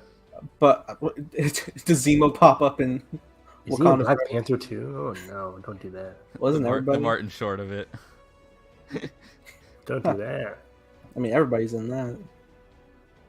I forgot. Riri Williams is going to be a main character in that movie too. Yep, that would be her intro, and then we're getting Namor. It's gonna be wild. There was a first look leak from like a graphic design of Namor's design. It's really Yeah. cool. In my second time seeing Thor, like you can see the Aztec god in there. Oh yeah. Really? So I think In that's the going to be connected to in the Part- whole part orgy of me- scene. Part of me was sitting there, and I was just like, "Khonshu." Like, I couldn't find Khonshu. He wasn't invited, but I saw the Aztec god sitting next to the Black Panther goddess. I forget what it's called. But then The- you're like, oh shit, this is a whole different god set. Like, Yeah, I it's mean, there's so many gods in that one. it's something like the one god they didn't show was just like the god of carpentry, and I'm like, Jesus. It's great, but yeah, it's gonna be. I'm expecting 2024, 2025 for sure. Mm. Like 2024, I'm expecting. it'll be a Phase 5 movie. At Yes, this point, at this point, I'm waiting for the Comic-Con panel coming up. because Phase 4 is all like Phase 4 has been everything since WandaVision. Yeah, WandaVision. WandaVision, which was just last year, right? January No. 2021. So like, What came out in 2020? Did anything come out in 2020? No, Nothing? everything got pushed. It was Yeah, supposed to yeah. be Black Widow and Shang-Chi, but they all got pushed. Yes. Oh, yeah. So 2021, Black Widow, Shang-Chi. early 2021. though. So Eternals. it's been. It'll be 2 years in this January of Phase 4. Yeah. 2021, 2022, 2023, Phase 4. Phase 5 starts in 2024. Would make sense. That could make sense. We'll see. Anyways, yeah, 2024, I'm expecting like Blade, Cap, Fantastic Four, maybe. I think Blade's coming next year. Think so? Yeah, that November date. I swear to God, it's coming. I keep forgetting this November Marvel date. Guardians, Ant-Man, Captain Marvel, and then All these Blade Marvel in the dates, I fall. was trying to ice skate uphill. You're Yeah, right. You haven't seen Blade, right? That was so hollow. Like everyone died. No, I haven't. He's a fake fan. You guys have just said it so many times. Yeah. well, Does Mahershala Ali have to say that in the movie? Why? He Is has. that iconic to you? Yes. I'm fighting Feige if he doesn't say it. I don't know, man. Moon Knight didn't ask Dracula for his money. So, And Feige's always caving to fan demands. So I'm just like, something of a scientist myself. I had fun. we'll see. Was that an iconic line? I mean, yeah, and it became a meme from the first movie. And Well, the then- Blade one is the meme. is it? I've never seen it. Well, it's a verbal meme. So is the scientist one. We'll see. But I'm excited for it. I trust it because of Luce, primarily. Other news: the Duffer Brothers want to do a Death Note. I'm gonna 'cause they're stop you right stupid. there. Don't. And I say, let them do what they want, but not this. Hasn't Netflix tried this on its own damn service before? Yes. Who was it? Fucking what guy? Was it Logan Lerman? No. No, it was Oh, the guy from your movie, Carson. Oh, The one with Matt Wolf. Nat Wolf. Yeah. Yeah, he was Light. Wasn't he Light Yagami? Yeah. Who was L in that Death Note Isn't- movie? Isn't Lakeith Stanfield in that? Is he L? Yeah, like is he L? Let me see. Oh, like who was the director? Fucking what's his name? Aaron. 2017 film. Yeah, Lakeith Stanfield is L. Adam Margaret- Wingard directed Adam it. Wingard. That's it. Yeah. This whole Adam Wingard, Nat Wolff, Willem Dafoe as Ryuk. That was good. You What? Willem Dafoe? That's a great casting. haven't watched it, huh? Margaret Qualley is Mia. Wait, who's Mia? Is that supposed to be Misa? It- Um, I mean, Evan, you may like it as a Final Destination movie. do you like Final Destination? Shea Wiggum is in this. Why are there Like, two Ryuk? why? I mean, of all animes, it seems the easiest. Like, and I would rather them focus on original projects and their Yeah. Stranger Things spin-offs if they Like- really fucking want to. Duffer Brothers, what are you doing? Just do your Stranger Things spin-off, whatever. And they announced like 5 projects. There's like this, The Stranger a Things stage play, a He just like me. uh, The play? a Stranger Things spin-off that's not about 11. People thought it was going to be about 11 or something. That'd been I couldn't dumb. tell you. That'd be weird because like, isn't the main show already? I Yeah, have right. That's theory- what I thought too. Wait, I don't have a theory, but I think it's not going to involve like kids. I think it's going to be an adult Stranger Things That'd spin-off be cool. with adult characters. Not like we're not following teenagers around doing mysteries. I think there's going to be like Well, they'll be adults now. Haha. And then I think the last one was like untitled original project. Untitled original project. Well, it's like the whole Death Note thing is so played out. Like Death Note is a masterpiece. Anime. I got to watch. I need to. Don't listen to Kelly. The second half is great. I watched the second half. I just kind of dropped off. I mean, I'm not copying Kelly, but other people have said that in my life. Kelly said the same thing. But yeah, I'm just like, guys, the second half is underrated. But yeah, Is it? yes, it is, sir. I know. I'm sorry. Death Note's a masterpiece. I immediately apologize. Just like Netflix wants to do One Piece, I'm like, that's gonna be bad. Those Anyways. sets looked Pirates, intriguing. baby. Pirates, baby. We'll see if the Duffer Brothers actually ever do this because it's probably not gonna happen. Anyways, Attitude. speaking of Disney Plus, Vincent D'Onofrio, Charlie, whatever his last name is, Cox. Cox, on board for the Echo series. Yeah. according to THR. Whoa. And then Okay, so wait, this is they're in the Echo series, and then they're making another Daredevil series, right? Yes, which then there was additional news that like there's not official yet. They, Not official, like, but- searching for Jessica Jones or something. yeah. Which is was that also in the THR article? I didn't see that. Yeah, this is all still news reports. Marvel hasn't confirmed. I wouldn't be surprised if Marvel when actually announces these shows or these like pairings at Comic-Con. Oh yeah. Like Daredevil show is actually happening. Here's our logo, kind of thing, maybe. I'm excited for Echo.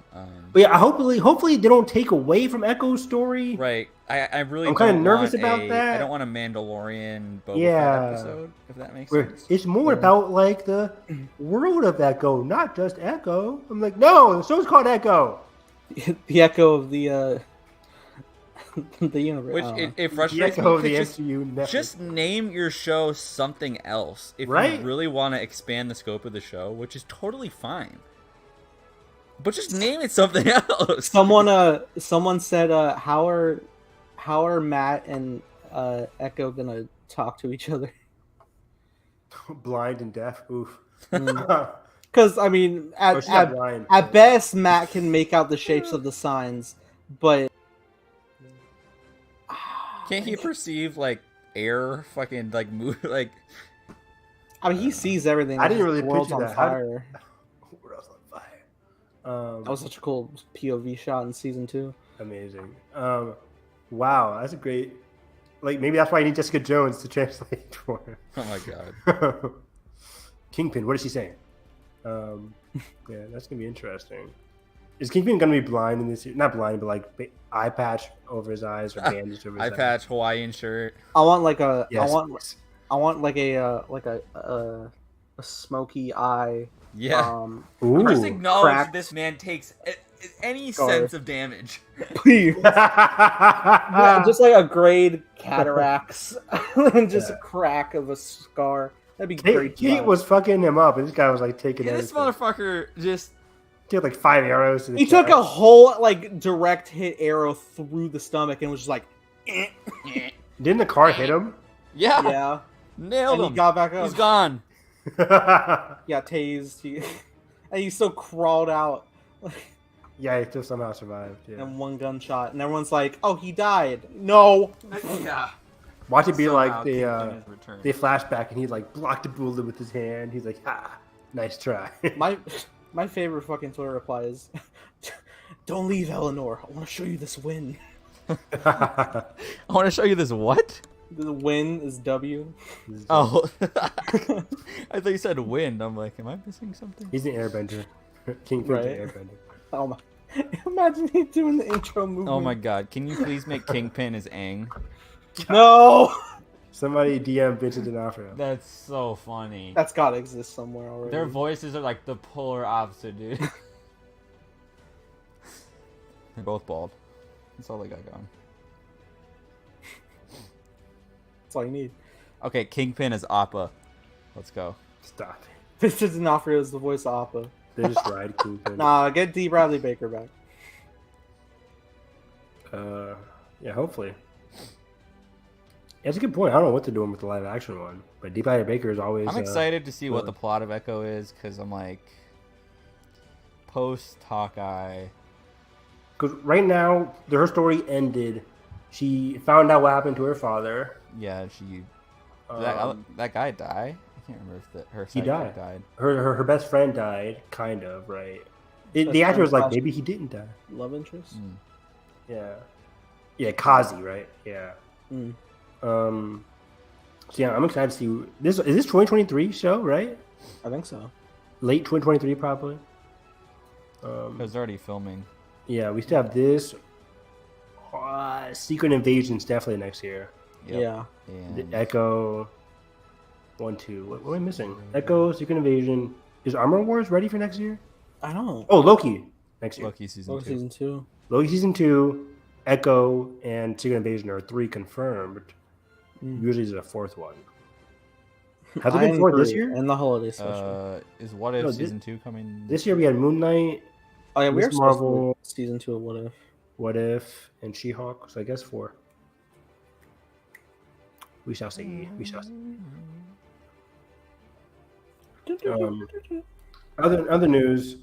I just want to talk about Percy Jackson because we didn't talk about it last time. God damn it. Didn't we? No, we didn't. Percy Jackson What? filming. I have some I'm thoughts. excited. Not about. I'm so Uh, pumped for the cast. I have some. This thoughts cast is about the great. volume. I've It been sucks. No, that's great. yeah. They're using the volume. They're doing like the stage tech, which is like they say it's advanced form of what Okay. Mando uses. Here's what pisses me off about that. Percy Jack, at least in Lightning Thief, you have a lot of fucking practical locations. Mm-hmm. Just shoot outside, guys. oh yeah, Just shoot outside. You should follow my Twitter thread because they are shooting outside. The person who Wow. plays You shoot outside, the sunlight changes, and the continuity. the person. Oh, who deal don't with cry that. to me with the editing. But they are. There's a number of go to the Sets? Percy Jackson account. There's a number of Percy like Jackson, woods. okay. They're filming in Vancouver right now. Okay, There's good. tons of like open air. I'll tweet you guys the account to follow. Percy Jackson. Is this still run by the same person that runs Avatar updates? Yeah, it's updates Percy. Updates Percy. At updates Percy. Nice. But yeah, the cast is great. They're filming right now. There are rumors that they're filming the Minotaur scene. Rick Warden teased just this morning that Oh. the Minotaur sequence from the first book Ooh. is coming up. Like- Olivia Morton, who plays his bully Nancy, and finished up her scenes already. She's back in LA. Oh yeah, Nancy.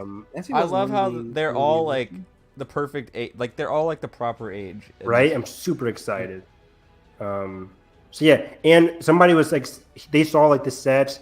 I was saying earlier, the person who plays Clarice, which is the daughter of Ares, the bully in Lightning Thief, played by Dior Goodgen. Sure. She's been posting now on Instagram a lot. She was kind of like the Tom Holland of the cast because she was telling us so much via her Instagram lives. And people are like, "Are you allowed to tell us this?" Like she was saying, "Oh yeah, I can't wait to have this scene with Walker and the guy who plays Luke, Charlie something." But then she got to talk with like producers the day afterwards. She was like, "I wasn't supposed to say that stuff, so oops." But she's been working out because daughter of Aries. And then Gotta have taken it easy. she took pictures of like the wood sets that they're filming in the woods for the Camp Half-Blood stuff. Somebody saw a picture of like the dragon mantle, whatever. So for the capture the flag sequences in episode probably 2 or 3. It's just very exciting. They are filming outside. There's a number of stuff they're filming, of course, with the volume for like the special effects and stuff. But I'm just super excited. I love this cast This so is much. so funny. They were doing an Instagram live the other day. Walker was. Yeah. He's like, yeah, this person goes to bed at 8 p.m. They're so tired. After Oh, yeah, the guy who plays Grover goes to bed at 8 p.m. I'm like, oh boy, it's so in character. Me? Yeah, Nathan. Yeah, Walker said his favorite book is The Last Olympian, which is the last book in the first series. Book And 5? yeah, the 5th book. And then his favorite book in the Roman Olympus series is House of Hades, which I love. It's the sequel to Mark of Athena, which has the best cliffhanger of all the books. So yeah, I can't wait for this series. Walker looks great. Leah, love Leah. Support Black Annabeth. Love her. If she didn't dye her hair, shut the fuck up. It doesn't matter. so annoying. So Blonde representation. right, stupid. What was that? So yeah, the cast looks great. I'm excited for everybody in the cast. And yeah, I can't say much. But follow my feed because I'm always retweeting updates, Percy, about one like of the what they're doing. cinematographers worked on Miss Marvel and the Black Sails, Josh and Brolin show, The Old Man. The Old Man. Yeah, really good. Yeah, the cinematography should look pretty solid, especially because like Miss Marvel, we're watching Miss Marvel. We love the production of Miss Marvel, so hopefully it transfers over. Yeah, this show it's shaping up very nicely. I think they're on like episode 3 in terms of production. Yeah, I just saw that. So that's exciting. They could wrap it up by I think the beginning of next year. So we should have some good stuff here. I'm expecting a fall premiere date, 2023. Man, super exciting, super exciting. That's about it for Percy Jackson news. Before we head over to Thor, I want to see if we're missing anything. Oh, real quick, shout out to outside set thing. Oh yeah, That's cool. shout out to the author of Yu-Gi-Oh, Takahashi, passed away last week, Yeah. which was super depressing. Like, oh my god, and James Caan too passed away. I'm just like, god damn, we didn't even get a chance to talk about it, but I love James Caan. And I love Takahashi. Like Yu-Gi-Oh was my first really like big anime that I watched as a kid. I used to watch that show all the time. I had a deck of Yu-Gi-Oh cards wherever I went. Me too. Like I didn't even know the purpose of them. I just had them. I'm like, these are the coolest fucking things. It's the cool. I had like the whole Yeah. deck thing. Me and Dylan watched that show all the time. But yeah, it was so sad. Apparently he died like on the coast. He had like some snorkeling equipment. He had the bite marks on his arm. So something might have happened. But it was like he was only 60 years old. I'm like, god damn. Very sad. Very sad way to go. So yeah, he will be missed. He will be missed. But I guess we can jump on over to Thor here. Thor. Thor, god of what do you say God after of- Ragnarok? God of using other people's weapons. Yes. God of melee. God of napkins. Are you Thor? God of hammers? Yeah, that's what it was. There we go. Thank you, Nathan. Quote machine, Nathan Rojas. Oh, damn! I can hear the culture in This there. movie's fun. Yeah. Yeah, I saw this movie twice now. Like, this movie's a lot of fun. It had some flaws, but I had a really fun time with this movie. There's certain sequences that Jalen and I were like, yo, this scene is It dope. really picks up in the second half. Yeah, the Shadow Realm. Spoiler alert! Spoilers for everything Thor. Oh shit! I feel it. Feel the hype. Yeah, just really good. Actually, some of my favorite moments in the movie are just between Natalie and Chris. Yeah, me and Nathan towards the talked end. about that. Yeah. Yeah. I think Gore could have been done a little bit better, but I I still think- like where it ends up. I love the ending for the Gore. I love the Yeah. ending. But I think the only problem I had with Gore is I want to see more of that. We I just love didn't see him. It's like the whole crimes of Grindelwald thing. Show me the crimes. Show me the crimes. You're right. Yeah. Because like there was even this thing where one of the Moon Knight deleted scenes was like the guy from Moon Knight, the director, was like, "There's a deleted scene where we talk about how some of the Egyptian gods are getting killed off by Gore, but they deleted it." I had a theory. Yeah, that was actually confirmed by the Moon Knight director. That's one of the deleted Like scenes. we get I'm the like, whole can opening, you see some right? gods dying from We Gore? get the whole opening. Which is great. Which It's is still good. haunting, right? Like, As soon as it started, I was like, Taika, all right. yeah, it was so good. Like, Kelly thought it was weird. It was like a preview trailer or something. She's like, "Where's the Marvel logo?" I'm like, "It's a cold open." Cold. I'm like, What's a this cold is- open? You know, every this TV is show what you've the seen? cold open is called. That's I'm great. like- That's great. MCU Rob Raid. Where's the Marvel logo? But I love yeah, it. the opening is great. It's so sad. It's like it's a great. What were we saying in the chat? It was like it's a great short story that Yeah. I really It's like like. a little. It's like a vignette almost. Like a little, Yeah, because like it's a mixture between goofy and haunting. Because like the god looks so like That's yeah. because like, but it's so. If you read mythology books, like you get gods like that where they're just straight up assholes, right? Like they don't give Yeah. a fuck about anything, and you're just like, oh, like I don't give a fuck about you. You Like just there do will what be you sound. more. Like who cares? Yeah. I live Excuse forever. me. Yeah, this is accent is very like asshole. It reminded me of like the British people in RRR, which are very over the top, but they're just like they fit the role perfectly. And yeah, this guy was like a complete asshole. But yeah, I like the scene between him and which turned out to be Chris Hemsworth's daughter, by the way, the daughter for Yeah. Christian Bale. That's crazy. The wild. That's Chris Hemsworth's daughter. I was like, wow. She was really good in her. She was really good, especially in that dialogue end scene and sequence. stuff. It makes, But it makes yeah, me excited for like a future dynamic. she passes away in the beginning, and Christian Bale is so sad. But yeah, I like that scene a lot because we get a lot of humanity there. But I'm with Carson. Like, I wanted more. I just wanted more Gore because Gore was so good. One of the best Gore scenes is when he's like taunting the children in the cage. He Yeah. He just pops out of the darkness. He's like, "Oh, we're talking about heads, aren't we?" I wish it would Like- become a little like. Of course we. Like I hate that even like the Lady Sif stuff is off screen. Like show me like because So many shit. we get like the strings that attach him to Thor, and Yeah. of course it's just like the whole inevitable thing that like he's gonna show up because Thor is a god. But I'm like, it's still just, I don't know. I wish I would have like just one more scene where I would have seen like something. Yeah, exactly. I think that's my main qualm with the most of the movie. It's like I wish I had one more scene between Gore killing the gods, or one more scene with Jane and Right, and we also like, Thor. I mean, the sword corrupts him, Mm-hmm. and then Which was good. Like the sword was the one whispering to him the whole time. Like when he was out in Right. the desert, that was the one whispering to him, not really the gods, as he was right. expecting. So we, I mean, he definitely was like, he was just like, all right, well, gods are assholes, like just from the interaction in the beginning. But then that's when the sword starts peering in, it's like amplifying that emotion Yeah, more yeah, and yeah. more. It reminded me of Amazing Spider-Man 2, where you hear like the whispers of like Electro's theme. He lied to me. Yeah, he died to me. It's so cool. Shot at me. If they had that for Gore, that would have been so dope. at least he does get a good chance, like sort of explain himself later when he has them all tangled up in the vines, and then like is like. Shadow Realm song is perfect, man. That Everything in the whole Shadow part Realm is is good. perfect. It's perfect. It reminded me of Jason in the Argonauts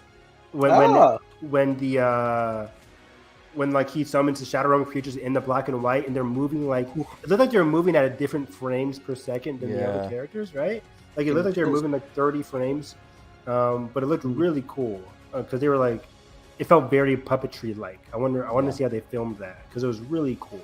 I loved everything in the Shadow Realm because you get like call the axe, and he's just like it's so good. And he's like taunting character one by one, just going through each of their like desires and everything. It was really cool. Like he talked to Tessa saying like, oh, you're like, we're kind of alike that. Your gods left you while your girlfriends died in Paris. Where were your gods then? And Tessa starts to this is cry. something I want to bring up with the movie because there's so much dramatic potential with all those things, and I think it really does hit in the end for me. But the first half of this movie is so silly. It's so silly. Let me go through it. And I like it, but it does a lot of legwork in the second half to like pay off stuff that just doesn't get introduced in the beginning. And that's fair. I think it's fair, but I actually like a lot of the Guardian stuff too. It's hard. Oh, the Guardians were fine. Yeah. I like that. I think the film definitely could have used more time to develop things deeper. Yeah, it's pretty short. It is. And I felt it. It was a breeze. It's like 153, right? Oh yes. Welcome to custom StreamYard. Josh, you can upload your own music now.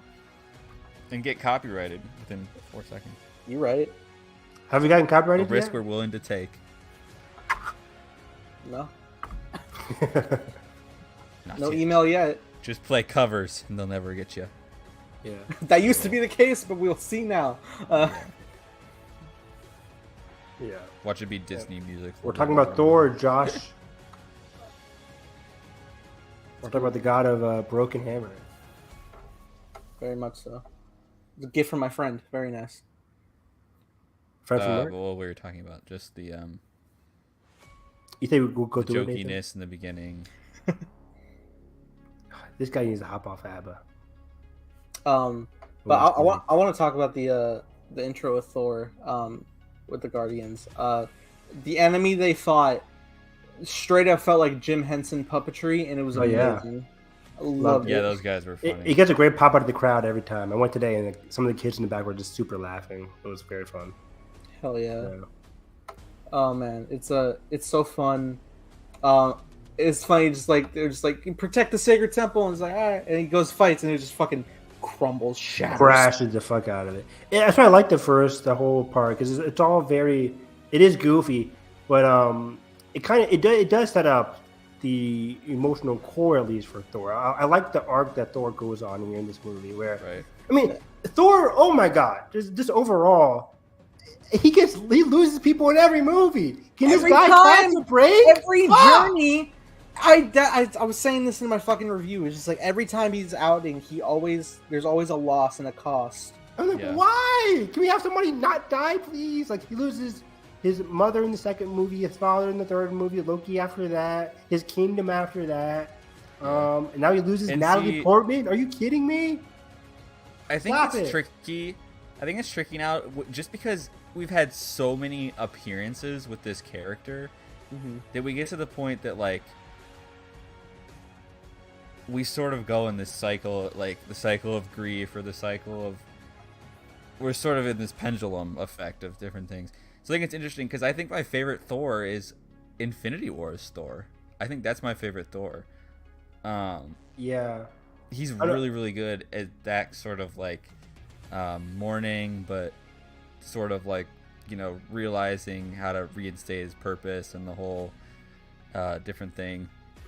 Yeah, Infinity War Thor is great. But it's very interesting how this movie sets up the whole conflict, because in the beginning of the movie we get the whole thing of like, oh, he's just asked to go help win a battle. He's nothing more than an axe. I don't know. To me, you don't think that makes sense? They steal the kids, and then they just kind of like stumble into the quest. They're like, okay, we're gonna go to the city, and I'm like, yeah, where's the drive here? Like, I just went, like, it just, I don't know. So I was looking for a little more like purpose in the beginning. I think it really gets there by the end. Like, by the time he leaves Jane to go by himself on that last mission, I felt like the story picked up, and I felt like he was caring about the overall mission and different stuff. Before that, I'm like, it takes so long. It was just an adventure. Yeah. Because also the scene on the God planet, is the orgy scene is so long, and it's just like very improv-y and very just like sitting around and like ha ha ha ha. Like it's like that for like 20 minutes, and I'm like, 20 minutes. it's a long scene, dude. And I then don't know, man. It didn't feel as long to me the second time, maybe but like 8, 10. But yeah, I don't think it was as long as you think, but it's a short movie, remember? Yeah, but, okay, 10 minutes maybe max. yeah, I think it was 10 minutes because they riff and then he gets clothes taken off and then he kills. But I mean, I was pretty. For me, I was like, I like where Thor is at the beginning of this movie. It makes sense because he had lost, especially after Endgame, right? So he lost his kingdom. He defeated Thanos, yay! But also he's like, I'm tired of that kind of, I'm tired of that responsibility in a way. Yeah. Like the pressure of it, the implications of it. So I'm just gonna go hang out with my. It's kind of like some guy who goes just to college to just fuck around, kind of thing. Where it's just like, I'm gonna hang out with the Guardians and just fuck around. I honestly always kind of viewed it lost like his purpose there at the beginning. I always viewed it at like this point in his life and how many people he's lost at this point in such a short amount of time, that he's just on the emotional disconnect portion of his life. And I get some Exactly. I think that's there in that initial, like, when they're like in the town hall and he's just kind of bumbling around because he doesn't. It's just so many times this has happened that he's kind of. He's on falling his bravado stage where he's just like he's exuding confidence while inside he's still. It's interesting because he's looking for somebody to love Jane. That's why Jane's here, but he's also wants to not have that as well. He wants to have that separation as we see him with the Guardians just killing and saving and people. So I wish I would have got a little more of that awkwardness that is, instead of exploring that, it's mostly thrusting us away from to have a joke about, oh, the axe is jealous of him, or like I love that. I like that actually. Yeah. Or like the one shot when it just creeps in the frame. Okay, yeah, that got me. When he's like, come on, Pop. Yeah, that was good. But so some of the jokes didn't work. I didn't like the goats at first. But when the goats crash land into the moon or into the that shadow, shit was hilarious. that was the best. That was the best gag. That is my favorite. You don't see them, when they're pulling up and it just like. And it's a wide shot of the moon, like and they just fucking like tilt down, like that shift perspective. It's so good. I love it. So cool, yeah. I didn't. The whole action thing where they're all running around on there too, where it cuts out and it looks like. Reminds me of Super Mario Galaxy, where you're like running around fighting Bowser on like the thing. One of the best games of all time, Super Mario Galaxy peak. 1. That's one of my favorites of all time. Top 20. Top 50. Mario World guy. Love that one too. On the SNES. That's on the okay. I was like, which one's Super Mario? No, which one's the Super Mario Sunshine? Love Super Mario Sunshine. Oh yeah, gosh, that game is so hard though. It's hard. Yeah. Stupid water thing going. Throwback. I recently got that. They released a updated version of it for Switch. Oh whoa! And it came in a pack. Yeah, it came in a pack with Sunshine, Super Mario Galaxy, and one of the Super Mario World ones. And so you have a 3-game pack, and it's really fun. I need to get the Switch, man. I was playing Smash Brothers the other weekend. I'm like, man, I really need to get the Switch. I need to get my Switch when I go back home, man, because I left it. I forgot about that, Nathan. Yeah, oh my god, dude! You spent money on that, and then you. I was like, all right, guess I'm canceling my Nintendo internet. Yeah, for real. But yeah, I like Thor's arc, but I agree with you, Carson. It could have used. Yeah, it's what the main criticism of this movie is. I could use a little bit more. Like, I wanted more. I agree. Part of me, when I'm rewatching it, like I like the Jane and Thor stuff. That's easily the strongest part of the movie. Mm-hmm. Natalie Portman's phenomenal here. But part of me wanted it without the who's Taika's rock character? Korg.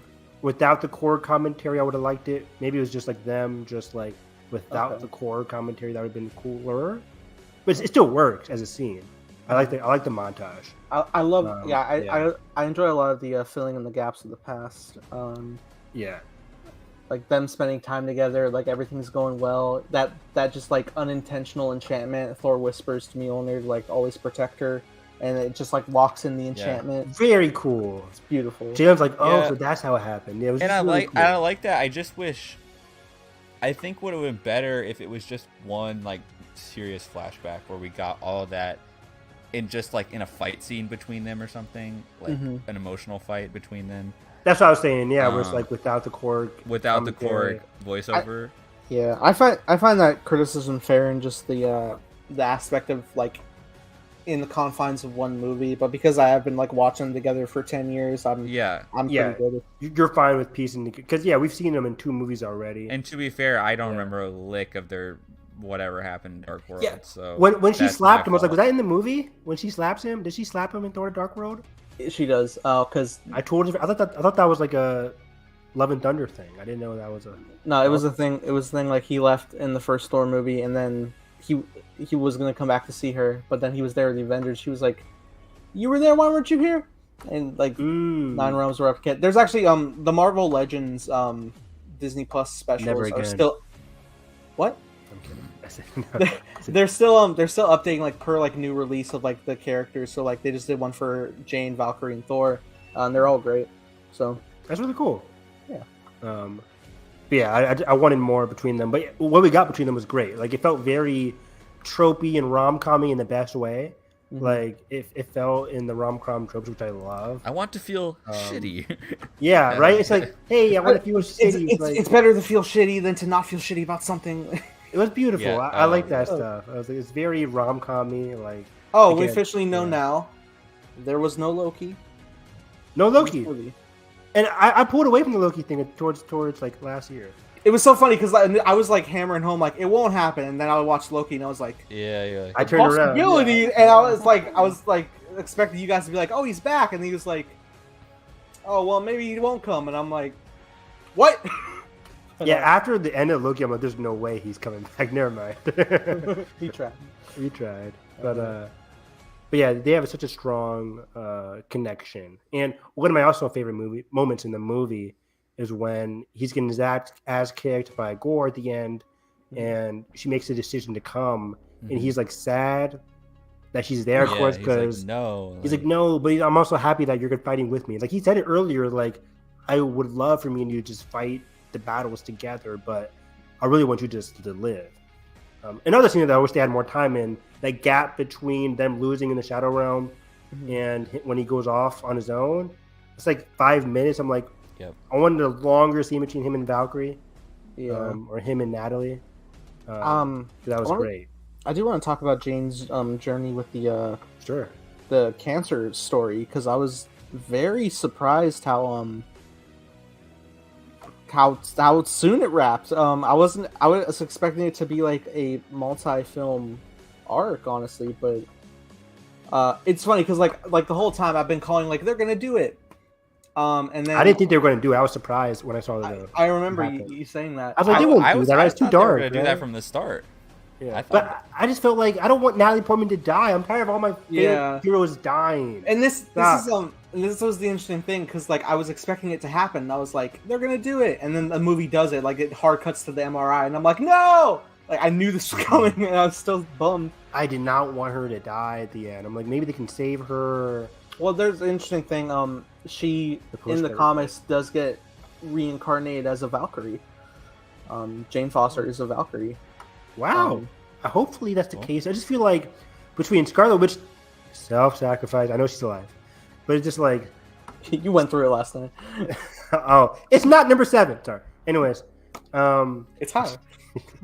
God, her dying in last one to save everybody else, and then Jane dying in this one to save everybody. I'm like, oh God. Whoa! My favorite heroes catch a break, and these female heroes catch a break. So like, this was Can Thor sacrifice himself?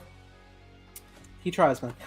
This was an interesting aspect. Like, first off, the end battle was great with the kids, where he bestowed his power to them for a limited time only. For a limited time only.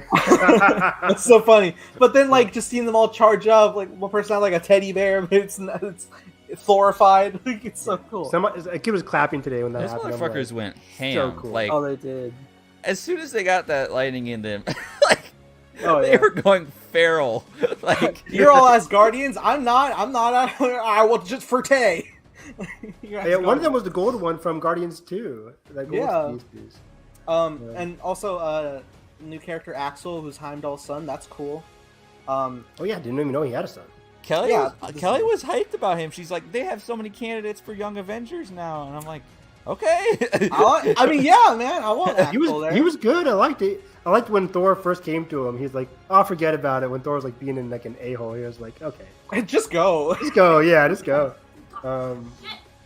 Yeah. And I like the end when Heimdall was like, "Thank you for caring for my son." That's a very sweet moment for a post credit. I like both post credits. Usually I like one or two. I was honestly surprised great. both of post-credit scenes were not jokey. Like, I Yeah, thought they're one of them pretty would, at serious. least one would be a gag, but they were both like very serious and heartfelt. Yeah. Like, But, the second one really wrapped up Natalie's Jane's arc very well because I was Yeah. very like, I hate, you know me, I hate the self-sacrifice thing, but to have her in that post-credit, like if Wanda had a post-credit scene, I wouldn't be as upset with Multiverse of Madness. But I like that Natalie had that chance to just be like, "Welcome to Valhalla. Thank you for saving my son." And then it says Thor will maybe return. It could be, And they don't even know that he's returned. Yeah, I know. Nani? Like, what? Feige in his like cabin crystal ball Marvel retreat where it's just himself. Like, There was All right, yeah. thank So, someone was saying I think Alden was saying in chat. It's just like the thought of like Chris Hemsworth said, like, I'll as many times as they want me to come back, and the crowd want me to come back, I'll play Thor. And then Feige's just there with crystal ball, like, oh really? If you say that, don't say that. Don't say that around Feige. Feige, like, I'll got you for the next 20 years, dude. We got him. But I want to talk more about the ending, specifically like once Gore passes through the threshold and he's at the eternity itself. Beautiful scene. Beautiful scene. My fucking rot brain for a second was like, it looks like the Watcher. It's not. Just the design, because we've seen him like that before. That ethereal. Yeah. If anybody has played Kingdom Hearts, like, it looked like one of the worlds from Kingdom Hearts 3, where it's just like water. I was getting And Full it's Metal just- Alchemist vibes when they Full Metal go to- Alchemist 2, yeah. where it's like when he's talking to the truth, it's like it's very cool. I like these things in high fantasy series or franchises where it's just like you go to the end of it all and it's like this omnipotent being. I didn't know they were gonna go this crazy in the movie, but I loved it. It's so cosmic, so crazy. All right, let me set the scene because it sets up what I want to Oh yeah. talk. Because I think me and Evan were on the same page. They have that confrontation with Thor and Gore. They run. They're talking, and Gore is about to like do it. He's gonna kill all the gods. That is his eternal wish. He has all 7 Dragon Balls. He's ready to do it. But and Thor's just at that moment where he sees like Jane is also down for the count because it used too much of Mjolnir and it hurts. And Thor's like very, very blunt. Like he's at his wit's end and he's just like, all right, No more jokes. Yeah. you've won. Make your wish. And even Gore's like, where are you going? He's like, you've won. Like, you think I'm gonna spend my last few moments with you? Like, no, because he's a god. He's gonna die. I'm like, damn. Yeah, my heart fuck. starts to beat. My heart was And beating this entire scene. And even just like one like final period, he's just like, you can save her, like, but make your wish. When he's saying her, Thor's Like- referring to Gore's daughter. Yeah. In that scene, right? Yeah, like you can save her. Yeah. When I first saw it, I was Because like, then Gore. Well, hold on. I Yeah. know where you're going. Because then Gore specifically says she wouldn't have anybody. Because Gore feels he's dying too. because the sword's gone at this point. And I thought when he said that moment, like she won't have anybody. That when he looks back, I thought he was going to use his wish to save Jane. For some reason. I thought it too for a second. It comes Yeah. into your mind because like he says her, and I'm Oh like, no! I thought oh. immediately that they were going to be parents. My For brain her. then started jumping. Oh, to that'd have that. been beautiful, man. That's what I thought. Well, that's what I initially- thought immediately, and then it added to the whole tragedy of it. Because like he was- wanted to face in the beginning when they're going through like Yeah. when him and Jane. That's are the going best part through of the movie is when she looks up. She looks up at him, and they nod in agreement that they want to become parents together. Yeah. Oh, man. Okay, that's where my brain was initially I'm like, gonna pairing it cry. all together. Because what I thought was going to happen was I thought Jane was going to revert back to her mortal self and be in like the worst condition possible, but she was still going to like go through treatment like as best she can. And I thought it was going to go that route. but we do not. Oh my god! And now he's a solo dad, or what's it called? Stay-at-home dad. Yeah. But yeah, Nathan, that scene hit me because I'm like, and I like it for Gore because, yeah, we talked about it in our DMs. I'm just him saving Natalie would have been too much of a jump for Gore. Yeah. And I like that Gore. He's witnessed gods be super selfish, unfortunately to him. And I think for him, he's like, I could kill all the gods, but let me be the selfish one today and revive my daughter. Which ultimately becomes selfless. Which ultimately becomes selfless in a way, instead of selfish, because he's doing something that's only good for him in terms of getting his daughter back. But it's also selfless because he's decided not to kill all the gods, not to do all this stuff. And in this moment, he's already dying too, so... Exactly, it's his he could have final just wish. saved himself and kept killing gods. Yeah. And I like that he was still alive at the end, even though she comes back. But also, great direction by Taika. When she comes back, and in the pool, you see like the hair of like, holy eternity. shit! Yeah, you see her whole cosmic energy. So cool. That was so like scary but beautiful at the same time. And then we see it at the end, right? That she uses like powers. Yeah, were those like part of Eternity's powers? What do you guys think? Was that part of her species in general? What, with the kid? Yeah, when she used that purple laser shit. I thought it was cosmic powers. I thought it was because Eternity. I don't recall what powers she was using. Because she just seemed like a normal. Her and Gore seemed like normal people, right? Yeah, because shooting purple shit, man. But now she's shooting purple shit. So yeah, could she have gotten powers through Eternity? I don't know. I mean, that was the know whole key on the reflection shot. Oh, I don't know, because I know she's wielding Stormbreaker now. Because Thor's the only worthy one who can wield Mjolnir, so he's back to Mjolnir. Yeah, I swear, rewatch, you'll see. I gotta rewatch the reflection shot. I swear she is. Yeah, I know the reflection shot, but yeah, I think the implication. I'm with you, Carson. I think she got a little bit of eternity in there. But yeah, I'm with Nathan. The whole final scene is so poetic and beautiful. It's very tragic. I wish Jane survived, but it does affect. It gives a great arc for Thor, where in a sense that he's been looking for something to love as. Yeah, and she and Jane kind of lives through the daughter as well in a way, in terms of like giving him purpose. That was their final wish of like they wanted to finally commit to that. Commit to a family. Yeah, and so Thor actually has a purpose now. Yeah, because like at the beginning he's like an aimless college kid just hanging out with the Guardians, and he doesn't really have anybody to love anymore, at least until he comes across Jane, and now he has a niece in a sense to take care of. Yeah, it was just very sweet. I really liked that ending. Yeah, I didn't expect the whole like now love and thunder, like that was really cute. Yeah, really, I didn't see that coming. Do you guys think, if and when we get a Thor 5, that they're gonna age her up for the movie? I think by the time it comes out, they don't have to. I'm sure she'll grow into the role. Good point. Nice. Because I feel like she an actress though, like they could just hire. I'm saying. You don't know. She can be.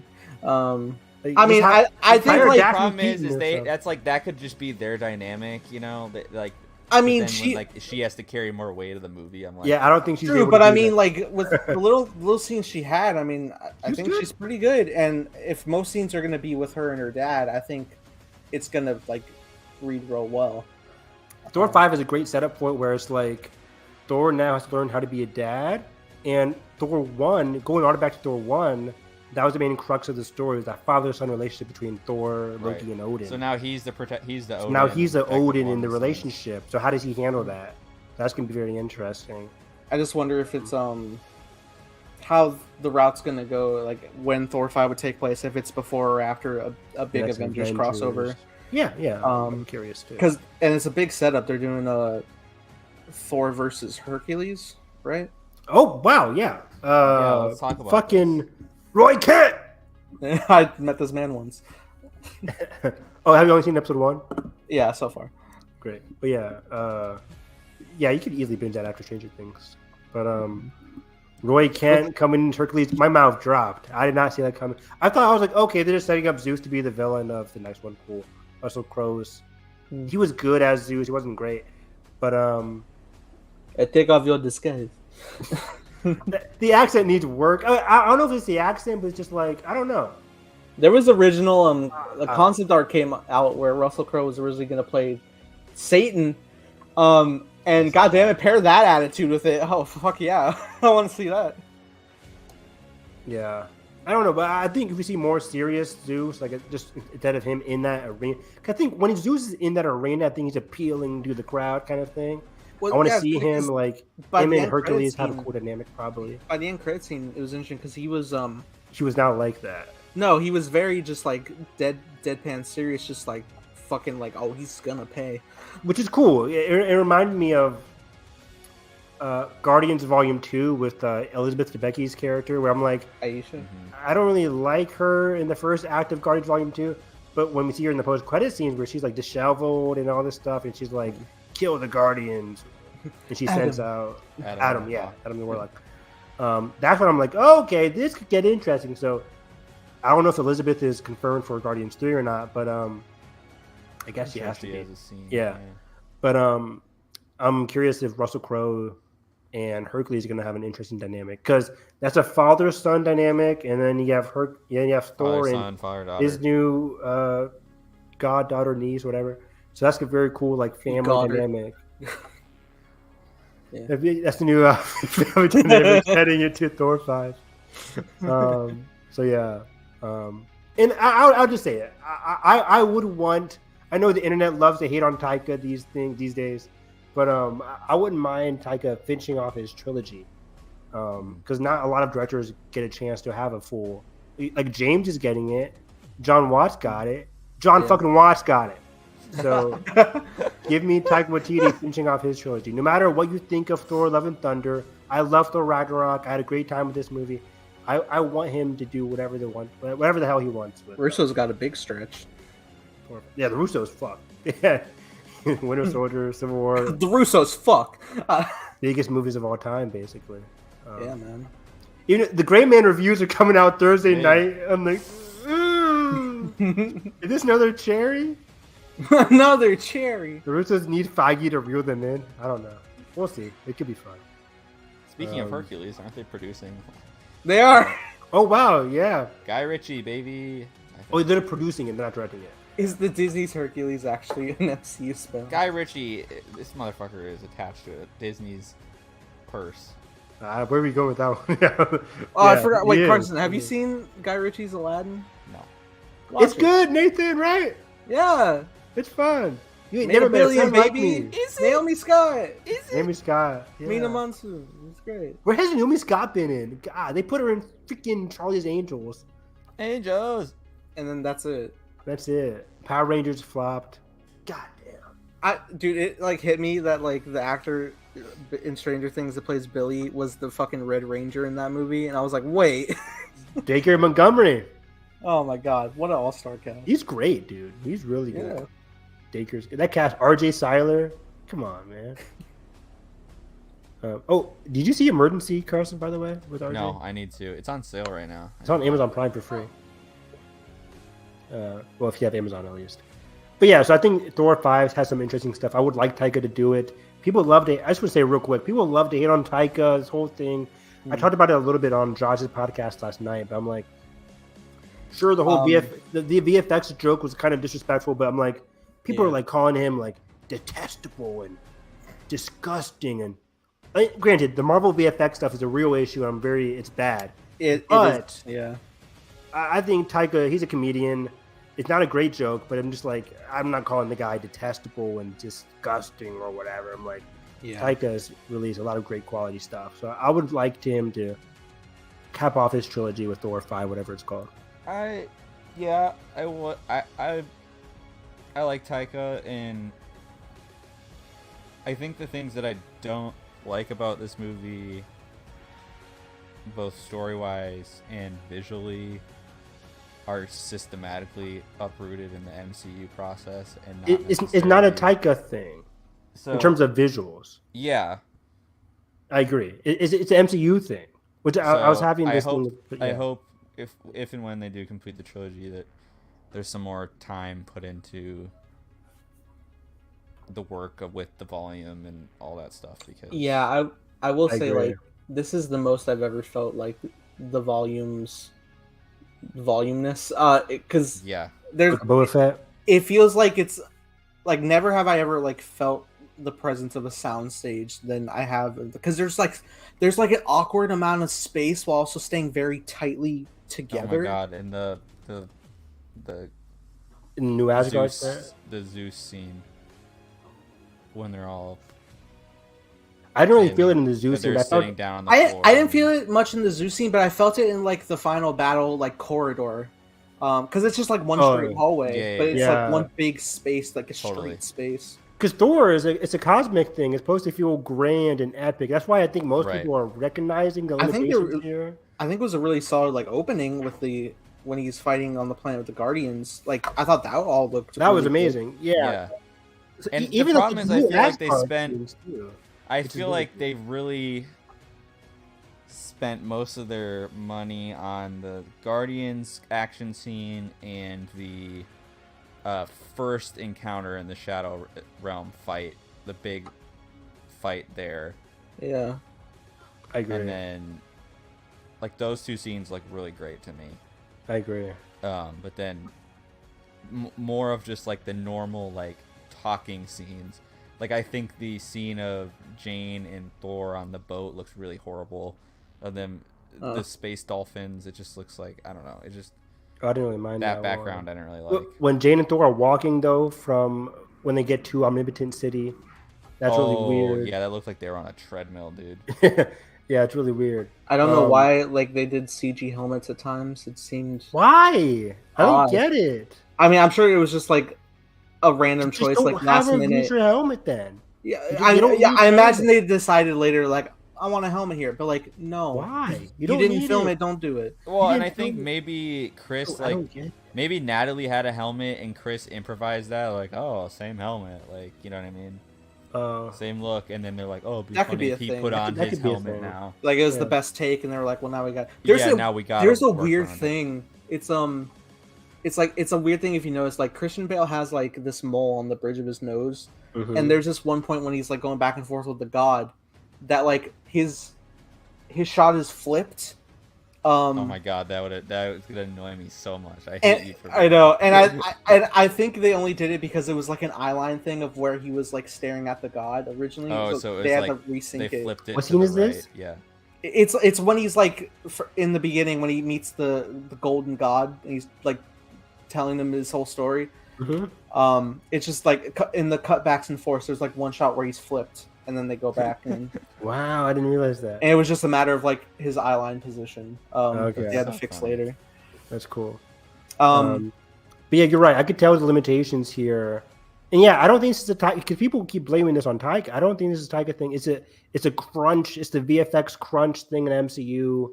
It's a thing that happens a lot. that's more for like the higher ups of Disney. Like you exactly. you right? gotta give them more time. Well, Yeah. and people are like, oh, it's been 5 years since Ragnarok, but I still think this is a movie that was made in 2-ish years. I think it was similar, if not shorter amount of time than the normal Marvel cycle. And 2 years is of- a long time still, though. Right. For most Dune is getting 1 year, and Dune. Look how great Dune looked last year, right? Yeah, So but I'm that's like- a little different when Like, you're adapting. Well, there I was watching having a Sure. production crew I was keep watching the, working on it. I was watching the VFX breakdown guys, and they were specifically like breaking down the scene with from the Batman and the Volume, like that like golden hour sunset, Yeah. where Batman and Catwoman stand, because like in real life that only gives you like 15 minutes to film, so of course they had to do it on the Volume, but it's not all the Volume. Like they had like real Yes. like they had real lights on set and stuff. Yes, that's the issue. Is you need other lights and you need set pieces that are lit by other things Yeah. and not just the LED lights. There was And literally Greg Fraser knew that. I Yeah. don't think anybody else without Greg Fraser on production has nailed that aspect yet. agreed. and the dude who was breaking it down, he was saying like the Volume isn't just like a complete like replacement, because if you just have it on its own, then at times you can have a situation where it looks worse than just you doing normal blue Yes, screen. because Yeah. there's a video of Greg Fraser, I think it's from the behind the scenes Mando thing or something, where he's talking about when you have lighting from a landscape, I remember it's this. from far away. Yeah. Mhm. And so when you have that same landscape on the volume, but light that is infinitely closer to your actors, it creates an awkward effect. And so you have to offset that by lensing it the right way and lighting it, complementing it, I should say, with Yeah. other factors in the scene so it's not distracting and it looks good as a background. Agreed. Yeah. Yeah. Yes, it's very interesting. Yeah, because Marvel has no excuse being the biggest biggest company, The richest, probably. biggest richest country. God damn it, biggest richest company, doing this. Like, again, there's great quality stuff from like the Batman and Dune, who have probably had like less or equal amounts of time to Thor, this movie, and it's noticeable, and yeah. It's weird. It's noticeable in a lot of MCU. People have been saying this about the MCU for ages. It's just that with this one using the volume, Right. it's even more noticeable. Yeah. So it's weird. Hopefully the Marvels looks. Hopefully the movies next year look good. Oh, what's this year? Black Panther. Hopefully Ryan Coogler nails it again. 'Cause I think Black Panther looked beautiful. We were talking about it yesterday. Black Panther looks beautiful. Yeah. In nearly every Absolutely. scene. So yeah, no excuse. Disney, Marvel, whatever. Either yeah. either you have to either just like give them more time or like get more people in so that you can share the load. Yeah. I mean, yeah. I mean, that's the thing, right? People were saying this, but Marvel's doing 4 shows, three to 4 movies. It's like 8 different huge things. It's like $1 billion every year. God, I was reading this poor guy. He woke up like stressful one night, just like had the feeling like I don't want to do this anymore. And he was like making a side reel so he could just like He quit, right? Didn't he? yeah. Well, I don't know if he like fully quit, or I'm sure by that point because he was just like having the credit isn't worth it at that. It's point, not healthy. It's not for your No. health. Like you're not. I'm not waiting at. I think he said like 6 Yeah, I was a.m. or looking at 3 someone a.m. doing like WandaVision crunch or something. Like, Yeah, One- like, WandaVision, every- Doctor like, Strange. I think yeah. even up to Miss Marvel right now, like some people are just like crunching. It's crazy. Oh, And for different Sure. varying amounts of success, right? So when people criticize, it's like, well, they're not giving us enough time, so it feels Right. unjustly criticized. So it's just all around a mess. So yeah, Yeah. I mean, and that sucks because you're just like, oh yeah, I have like the biggest studio credit, but then if they go to look at that credit and it's not as like as quality as you can Right. present, And then because they're Marvel, they can be like, fine, like if you don't want to work with us, We'll hire we'll somebody find someone else. that will bid on the job for a lower price because we know someone will want the credit. yeah. exactly. sucks. And they've It's even like- said like money wasn't the issue because like they pay him well, but that doesn't mean it goes down easy. No amount of money is yeah. worth your health. Like, yeah, I'm not. Yeah, sacrificing my health to work for money or Marvel. That was like the what was that failed game? Cyberpunk.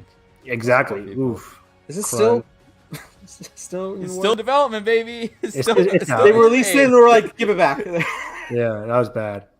Yeah, Cyberpunk, Last of Us had some crunch. What other games? Yeah, it's bad. It's bad. Thank God there was no crunch apparently on like the Last of Us remake coming out in September. That went gold today. But yeah, Thor was really solid. It's imperfect, but I like the rom-com feels to it. I like Thor's arc, and I love Jane. Tessa Thompson's Valkyrie. I'm like, give her a standalone already. She's so Give good. her if we're making Captain America 4, give me Valkyrie solo movie with Brie Larson. Let him do it. They want to fuck. Let him do it. It was. I love that scene when they're standing at the door and she just like daggers, sword, portable speaker. Yeah, I was really into it. Yeah, that I'm just was like, funny. I love Tessa Thompson. She kills it in every role, honestly. But Yeah. she kills it as Valkyrie. She's like perfect casting for Valkyrie. Yeah, I want more Um, character out of her. Yeah. She deserves a better like script towards. Yeah, her. exactly. I wanted more Valkyrie in this movie as well. Yeah. I wanted more of her because her whole like going into it, like she said at Comic-Con, like she's gonna be looking for her queen or whatever. We didn't really get that at all in this At all, one. no. She was just like she kind of She kissed somebody's hand. and she right. resorted to just being like, well, I'm happy for Thor and Jane. And I'm like, And well, Korg. and Korg, Dwayne. Do I- Dwayne the I'm like, Rock. Can Yeah. Valkyrie get somebody, please? Come on. Yeah. You kind of ended that with her having again the same place where she left off, where she's like training people again. I'm like, can she have somebody, please? Well, now that could be interesting if they do go the route of bringing Jane back as a Valkyrie. Maybe you can bring back some other Valkyries for Valkyrie. That's I like that. Valhalla. Let's see, Thor 5 Valhalla. Oh, It's a great title. Well, don't put the 5 there, but Thor. I mean, yeah, Valhalla. they did because they did Ragnarok, and yeah, man, like just these like biblical banger titles. Global banger titles. Mm-hmm. Thor Ragnarok, Love and Thunder, Valhalla. It's like what? Bless you. No. It's exciting, but yeah, I'm glad Thor's going to return. Chris Hemsworth just has he's perfect as Thor. He's really good as this character. Even if it wasn't for like Thor 5, like I expected him for like the next crossover. Yeah, and this was a character I just did not care for until Ragnarok. Really, like he was solid, and I liked him in Avengers. That's when I really started to like him. Age of Ultron, don't really like a lot of characters in that movie, but Thor Ragnarok, I was like, okay, this guy is my guy. With Thor Ragnarok, where it ends and everything, and then leading to Infinity War and Endgame, I like him. So yeah, he's been on a roll. Love that journey. Love it. So yeah, any other thoughts? We're at 2 hours exactly. Pull the plug before it's too late. But that about wraps it up here, I guess. Yes, Miss Marvel this Wednesday. Finale, at least. The finale? That's gonna be fun. Next, commentary, guys. That's tomorrow, isn't it? Yep. Alien. Predator 2. Predator 2. Fuck, I gotta make a thumbnail. I can do that quick. But I made yeah, like 10 MCU thumbnails. Make a Predator thumbnail. Me I made those way back. I was looking at them, I was like, I gotta recolor us. Like, Oh no. so many things. But yeah, Evan, where can I find you? I'm on Twitter at HarrisEV9. Continuously being upset with BB24. Not great season so far. But at least we had BB Can 10. You're already giving up on Big Brother? Oh, I didn't tell you What the story. happened? I didn't tell you the story. They're being super racist this season. It's not great. Oh, God. It's great. Even the black people was a little B word. I don't want to say it. But this black guy is finding out this other black girl for no reason at all. Or the other house guests just bully her, saying she's bullying them. Oh my god. Tell me how one person can bully 15 other people. Anyways. Fuck that. And this one guy, of course, I'm not like BSing you. He said like, I don't see color. I don't see color. Oh, this is all get him game. out of there. I'm Get like, him out of there. can we bring God. back the live audience so we can just boo him? Like, get him out of there. He's an asshole. There's so many people like that. It's crazy. These people don't realize they're gonna be on camera. This show's gonna be 24/7. And Like, you know the first thing they're gonna say. It just happened in previous Big Brother seasons. They're like, they didn't catch. That's not who I really am. It's like, yes, it is. That's not who I really am. Roll the tape. okay, roll the tape. clip. Let me see you. Roll the clip. I don't see color. This is all game. No, it's not. It's personal. Anyways, it's not great this season. I can't wait for Survivor in the fall. But what else am I doing? Anime is great. Again, watch The Bear on Hulu. It's one of my favorite shows I've seen this year. Oh yeah, I've heard great things. What else am I reading and watching? I'm reading 86 as usual. Love that. But yeah, catch me on Twitter, HarrisEV9. Also, Percy Jackson updates on my Twitter account as well. Carson. Catch me on Twitter and YouTube at the Film Carson.